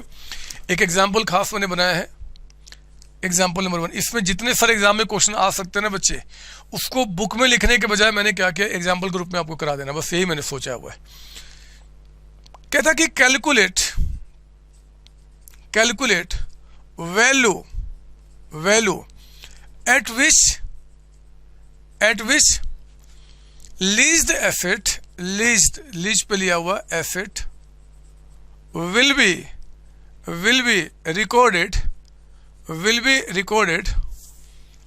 recorded in the book of Lacy, in the book of lessee. मेरे बच्चे, आज हम बातें सिर्फ लेसी का कर रहे हैं। आज कोई भी बात हम लेसर का नहीं करेंगे, क्योंकि लेसर में कई सारी बातें और जुड़ जाती हैं। हम सिर्फ लेसी की बातें कर रहे हैं। लिखो यहाँ पे, कहता है कि यहाँ पे एनुअल लीज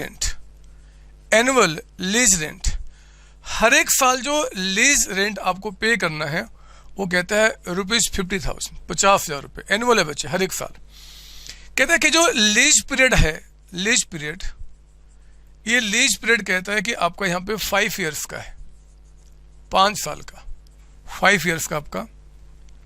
और कहता है कि गारंटेड रेसिडिवल वैल्यू बाय लेसी ने जो गारंटी दिया है, मैं इसको ऐसे कुछ शॉर्ट में, आप बुरा ना माने तो, GRV, गारंटेड रेसिडिवल वैल्यू। और हाँ, GRV किसने दिया है जी, किसने दिया है? लेसी। तो यहाँ पे शॉर्ट में छोटा सा लेसी, ऐसे शॉर्ट फॉर्म एग्जाम यूज करता है। तो लेसी ने गारंटी दिया यहाँ पे, मान लो कहता है आपका ₹25,000 का, लेसी ने दिया आपका, यहाँ पे लेसी ने दिया है। फिर कहता है कि आपका फेयर वैल्यू ऑफ एसेट जो है, एसेट की फेयर वैल्यू यहाँ कहता है ₹2 लाख। ध्यान दीजिए हमने क्या बताया था, फेयर वैल्यू और आपका पीवी एमएलपी लेसी लोअर को रिकॉर्ड किया जाएगा। और कहता है इम्प्लिसिट रेट ऑफ इंटरेस्ट, मतलब जिस रेट से ये डिस्काउंट किया जाएगा, मतलब जो बोरविंग कॉस्ट है मेरे बच्चे, वो कहता है मान लो यहाँ पे 14% पर एनम है, 14%। बोलता बताओ आप इसकी रिकॉर्डिंग कैसे करोगे? आप प्लीज कॉपी कर लो, मैं आपको बता रहा हूँ कि हम कैसे निकालते हैं पीवी एमएलपी लेसी। और हाँ, आपके हाथ में कैलकुलेटर होना चाहिए, क्योंकि सारी कहानी हम लोग क्या करेंगे, कैलकुलेटर पर ही कहेंगे। शुरू करता हूँ मैं यहाँ पे, लिखिए मेरे साथ सॉल्यूशन। मेरे बच्चे आप देखो, लेसी के बुक में जो रिकॉर्ड किया जाएगा उसको जानने के लिए 2 प्राइस हमें जानना है। एक जानना है हमारा उसका फेयर वैल्यू कितना है, जो क्वेश्चन बता रहा है जी आपको, फेयर वैल्यू 2 लाख रुपए। और निकालना PV MLP lessee, present value of minimum lease payment by lessee, है ना, तो वो कैसे निकालेंगे, लिखो मेरे साथ यहां पे, कंप्यूटेशन ऑफ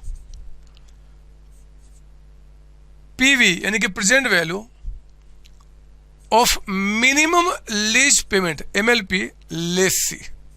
चलो आप छोटे बच्चे मानते हो, एक बार इसको ले देता हूं फुल फॉर्म, यहां एक बार ले देता हूं, ये प्रेजेंट वैल्यू, ये है आपका present value of minimum lease payment by lessee, है ना, बाय ना, सॉरी माफ कीजिए, बाय स्टैंड पॉइंट ऑफ, क्या लिखा, present value of minimum lease payment from stand point of Lesi.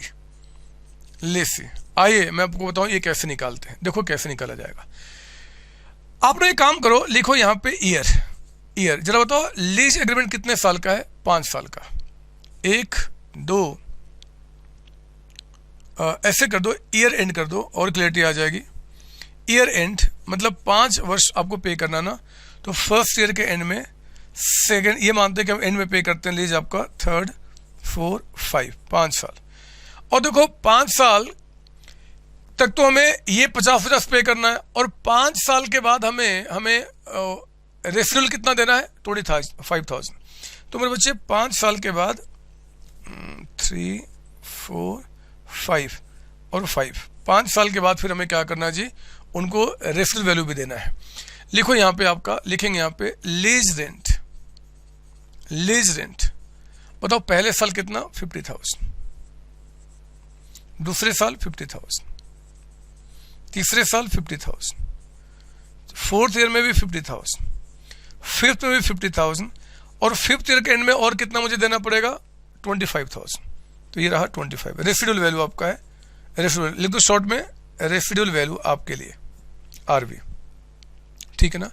अब ना मैं यहां पे क्या करूंगा, डिस्काउंट रेट, मतलब देखो इसको डिस्काउंट रेट कैसे करते हैं, डिस्काउंट रेट क्या रेट बता रहा आपको, 14% पर एनम, आपका 14% के हिसाब से। आपको कभी डिस्काउंटिंग करने आता है क्या, डिस्काउंटिंग करने आता है क्या, सर नहीं आता सर, सिखाओ ना हमें। तो कैलकुलेटर अपने हाथ में रखो, अपने हाथ में, और देखो मैं डिस्काउंटिंग सिखा रहा हूं कैसे किया जाता है। आप एक काम करो, जरा बताओ रेट ऑफ डिस्काउंट कितना है, 14%। देखो मैं क्या करूंगा, बहुत फास्ट तरीके से, आप पहले 100 लिखो अपने कैलकुलेटर में, 100 मैं यहां बता देता हूं, आपने ऊपर में क्या लिखा जी, 100 लिखा।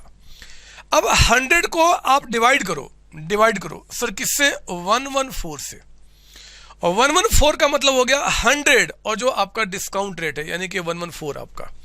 तो मैंने क्या किया, divide by 114 is equal to आया होगा 0.877 समथिंग, आ रहा बच्चे, सर हाँ।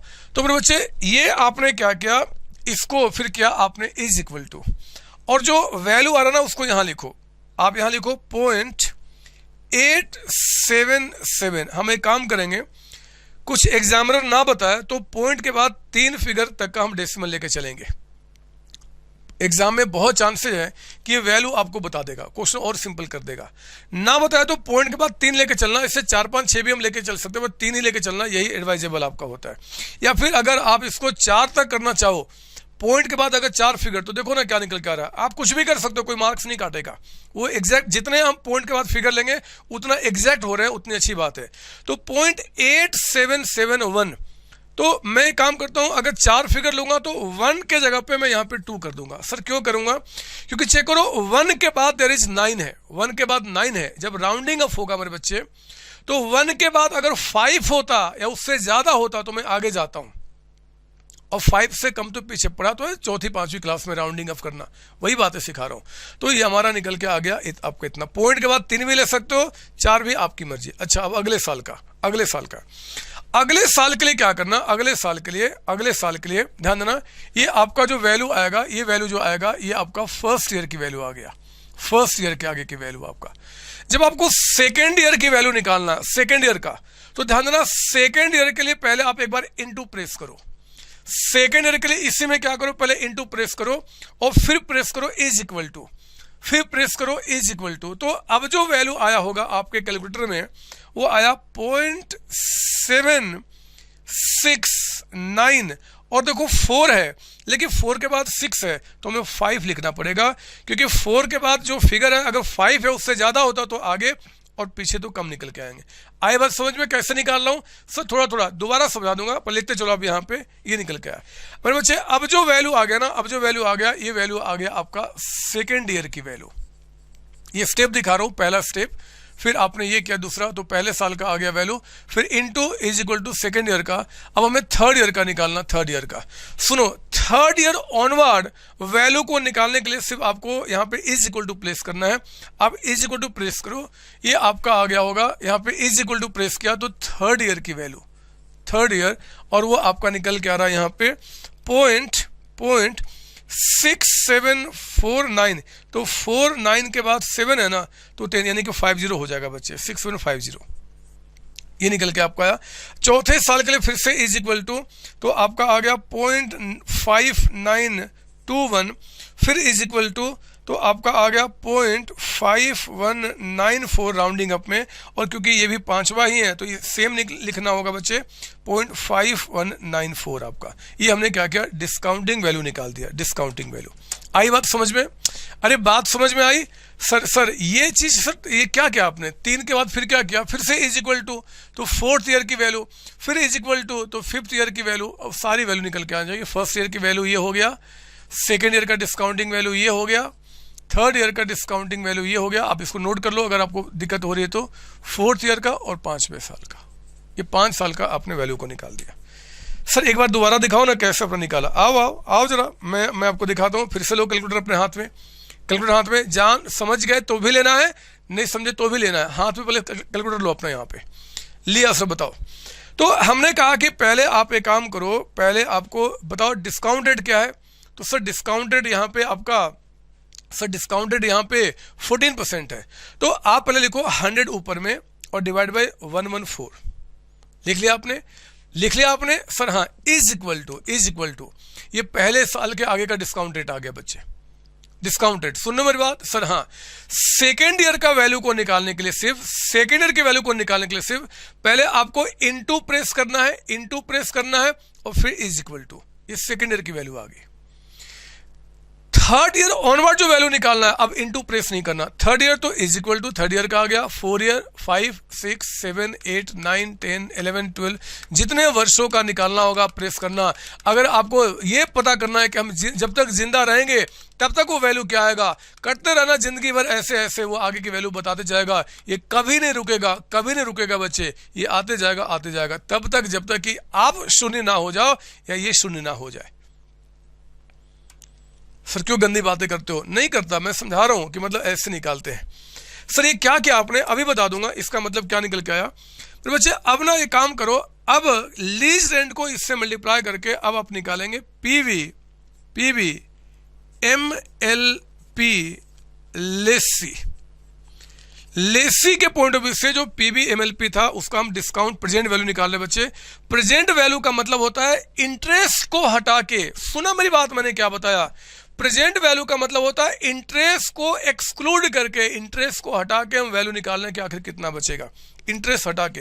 बताइए 50,000 मल्टीप्लाइड बाय 0.8772 कितना निकल के आ गया? सर ये आ गया 43860। यहां बताइए अगला 50,000 इंटू 0.7695, ये आपका आ गया 38475।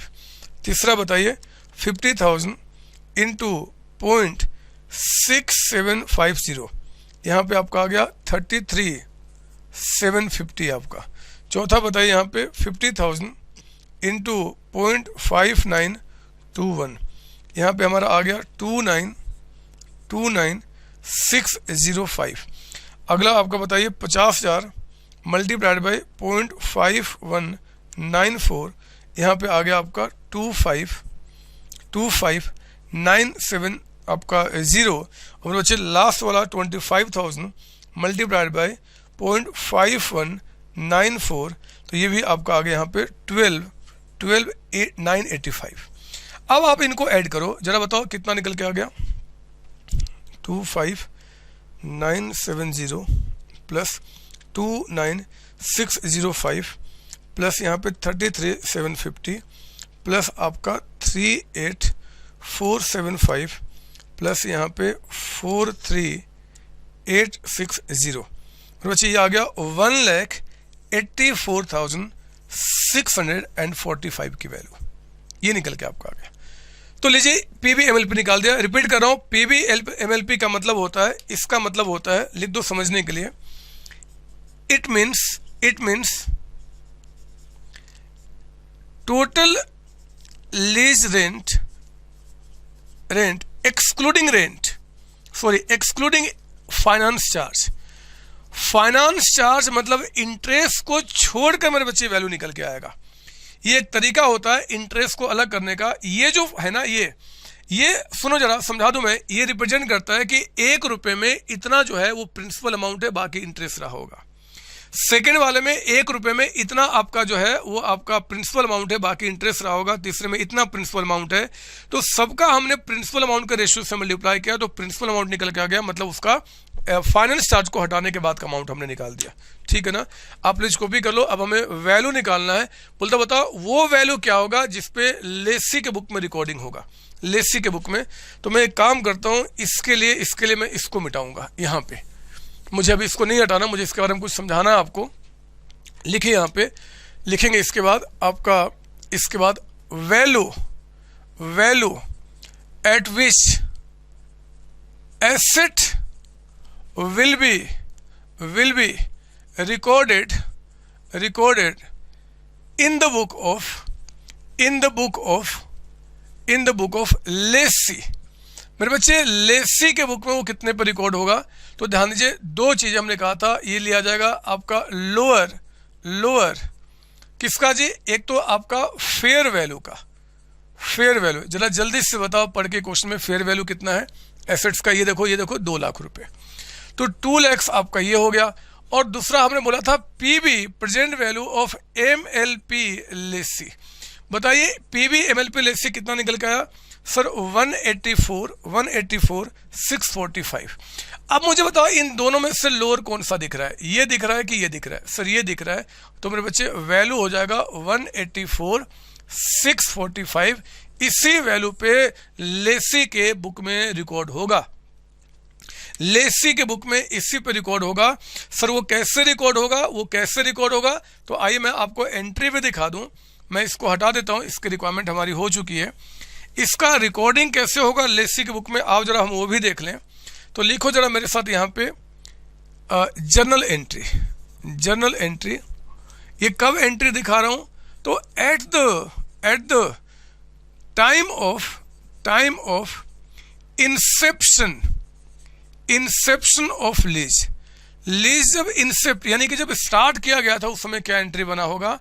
मेरे बच्चे बताओ जरा, ये किसके बुक में बात कर रहे हैं जी? Entry in the book of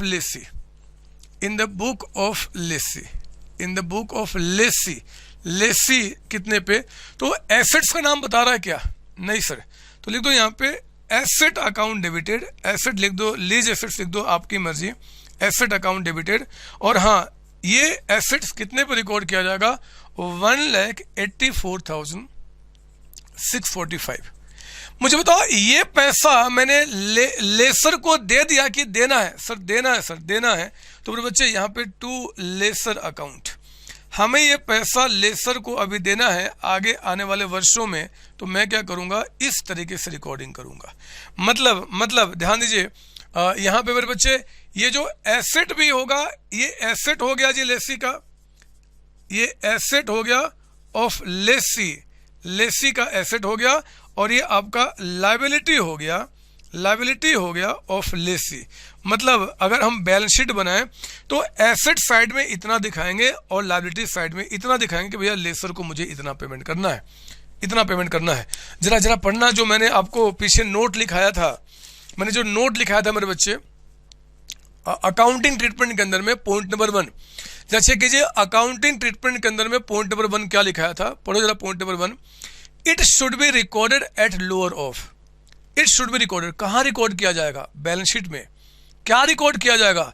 तो वो एसेट्स के रूप में रिकॉर्ड किया जाएगा और लायबिलिटी के रूप में, क्योंकि ये हमारे पास एसेट्स है, इतना हमें पेमेंट करना है। आई बात समझ में? हाँ सर, हाँ सर, ये तो बात समझ में आ गई सर। सर ये तो बात समझ में आ गई, लेकिन सर एक बात बताऊं, बोलो ना, बोलो ना। क्या सर, अगर क्वेश्चन थोड़ा और अच्छा कराते ना सर, एक क्वेश्चन और करा देते आज की क्लास में, सर हमें मजा आ जाता सर, कसम से सर, कसम से। तो आप बताओ, इसको मिटा दो क्या? इसको मिटा दो? आप समझ गए इस बात को? सर हाँ, सर हाँ, समझ में आ गया। इसको मिटा दो सर। ना बच्चे ना, अभी नहीं मिटाऊंगा, अभी नहीं मिटाऊंगा। फिर तो मेरा काम ही खराब हो जाएगा। मेरी पूरी मेहनत जो मैंने अभी तक आपके साथ की है, वो सारा का सारा पानी फिर जाएगा। आप एक बात बताओ, ईमानदारी से, झूठ नहीं, आप मुझे मैसेज करके भी बता सकते हो, कॉल करके भी बता सकते हो, ईमानदारी से बताना कि ये जो एस है, जो एस 19 है, सचमुच में टफ है क्या? बोलो ना, सचमुच में टफ है क्या? नहीं सर, नहीं, ये टफ नहीं सर। आप झूठ-मूठ का कहानी सुनाए थे ना बच्चे ना, झूठ-मूठ की कहानी नहीं सुनाए थे, सच्चाई बता रहा हूँ। अगर ये सच ना होता ना, लोग इसको टफ ना मानते, तो ये कहाँ नहीं पढ़ाया जाता? कौन सा प्रोफेशनल लेवल है जिसमें नहीं पढ़ाया जाता? वो इंटर हो चाहे वो फाइनल हो, सब जगह पढ़ाया जाता है बच्चे आपके लिए, सब जगह पढ़ाया जाता है। इंस्टीट्यूट कहता है कि बच्चों को समझ में नहीं आता, ये दोबारा पढ़ाओ, कुछ है नहीं पढ़ाने के लिए, कुछ है नहीं मुझे पढ़ाने के लिए। मैं करूँ तो क्या करूँ? मैं करूँ तो क्या करूँ? करूँ तो मैं क्या करूँ? सर एक क्वेश्चन करा दो बस, और कुछ मत करो सर आप। चलो फिर आओ, एक एग्जाम्पल नंबर और, एग्जाम्पल नंबर 2। एग्जाम्पल नंबर 2 कहता है कि COC लिमिटेड, नाम तो सुना ही होगा, कॉन्सेप्ट ऑनलाइन क्लासेज। कौन ये आपके खून में बस गया है बच्चे, ये खून में बस गया है, ये आप अपने खून से इसको अलग नहीं कर सकते, नहीं कर सकते। COC लिमिटेड एक्वायर्स, लिखिए यहाँ पे एक्वायर्स, एग्जाम में आए हुए क्वेश्चन है ये। Acquires a machine on lease on 1st 4 2017। लिखो यहाँ पे, कहता है कि लीज टर्म यानी कि जो पीरियड बता रहा है लीज का, वो कहता है आपका यहाँ पे लीज टर्म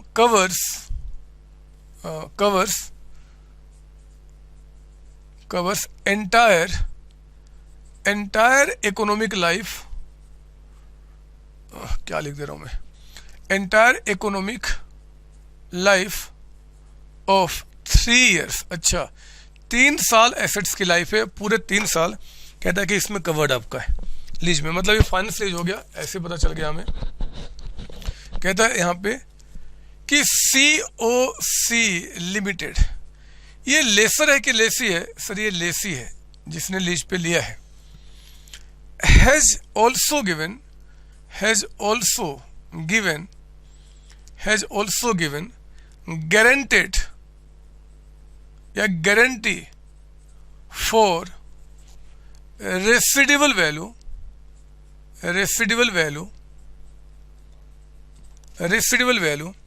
ऑफ ₹5,000, 5,000 की गारंटी उसने दिया है जी।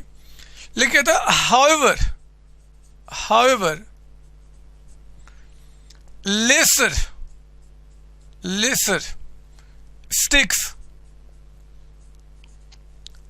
sticks to residual value of ₹17,000। ओहो, एक मिनट, अरे लेसी कहता है कि भैया हम तो 5 देंगे, लेकिन लेसर कहता है कि ना हम तो 17 रियलाइज करेंगे। 17,000। देख रहे हो, ये जोश में कब आता है? जब कहीं और से भी गारंटी उसको मिल जाती है, कहीं और से भी गारंटी मिल जाती है आपको यहाँ पे। ठीक है, आप बताओ लेसी के लिए जब बुक में रिकॉर्ड करना, जब आज जो हम सीख रहे हैं लेसी के लिए, जरा बताओ इसके लिए रेलिवेंट 5 होगा कि 17 होगा? बोलो ना, जब हम वैल्यू को निकालेंगे तो 5 या 17? सर 5 रेलिवेंट होगा, क्योंकि गारंटी जो थर्ड पार्टी ने दिया है, इससे इसको क्या मतलब है सर? इसके लिए मतलब होगा, लेकिन आज तो हम इसके रिकॉर्डिंग कर रहे हैं, ये यूजलेस इंफॉर्मेशन है आपके लिए। और कहता है क्वेश्चन में कि जो आपका फेयर वैल्यू ऑफ एसेट, बच्चे ये कहता है आपका ₹2,35,500। लिखो यहाँ पे, कहता है कि implicit rate of interest rate of interest, यानी कि डिस्काउंट रेट आपका हो गया, ये कहता है इस बार 16% है, 16%। बोलता है कि calculate value at which asset will be recorded. किसके बुक में? तो कहता है कि इन द बुक ऑफ लेसी। यहां पे कौन है? COC limited. नाम तो सुना ही होगा। तो फिर बच्चे इनके बुक में देखते हैं कि आपका कैसे रिकॉर्डिंग होगा। सुनो जरा कैसे होगा, लिखो मेरे साथ यहां पे सॉल्यूशन, लिखो जल्दी से। Computation of PV present value MLP lessee. Computation of PV MLP lessee, आपका PV MLP लेसी क्या निकल के आएगा, है ना? तो जरा देखो ध्यान से कैसे हमने निकाला था बच्चे। एक तो ईयर लिखिए यहाँ पे, कितने वर्ष हैं? सर 3, 1 2 3 और फिर यहाँ पे 3, ठीक है ना? ठीक है बच्चों। सर हाँ, तो ईयर हो गया 1 2 3 3 आपका। अब जरा बताओ यहाँ पे आपका लीज रेंट पहले साल में कितना है? सर आपने लीज रेंट तो लिखा है नहीं सर। हाँ, नहीं लिखा? क्या बात करते हो सर? हाँ सर, लिखा ही नहीं है। क्या बात करते हो? लीज रेंट मैंने छोड़ दिया, क्या लिखना? लीज रेंट तो मैंने छोड़ दिया। ओहो, कितना लीज रेंट है बताओ जरा, फिर आप ही बता दो। सर लीज रेंट आप बताओ ना कितना लेना। सर ले लेते हैं यहाँ पे 80,000। अब मैं क्या करूँ, छूट गया, गलती से लिखना बच्चे। मुझे इसको समझाना था, मैं जोश में आ गया। एक लाइन लिख दो और क्वेश्चन में यहाँ पे कि इसका लिख देना, इसके यहाँ जगह बना के मैं यहाँ लिख देता हूँ। लीज रेंट पर एनम ये कहता है रुपीज, मान लो कितना ले लो बताओ,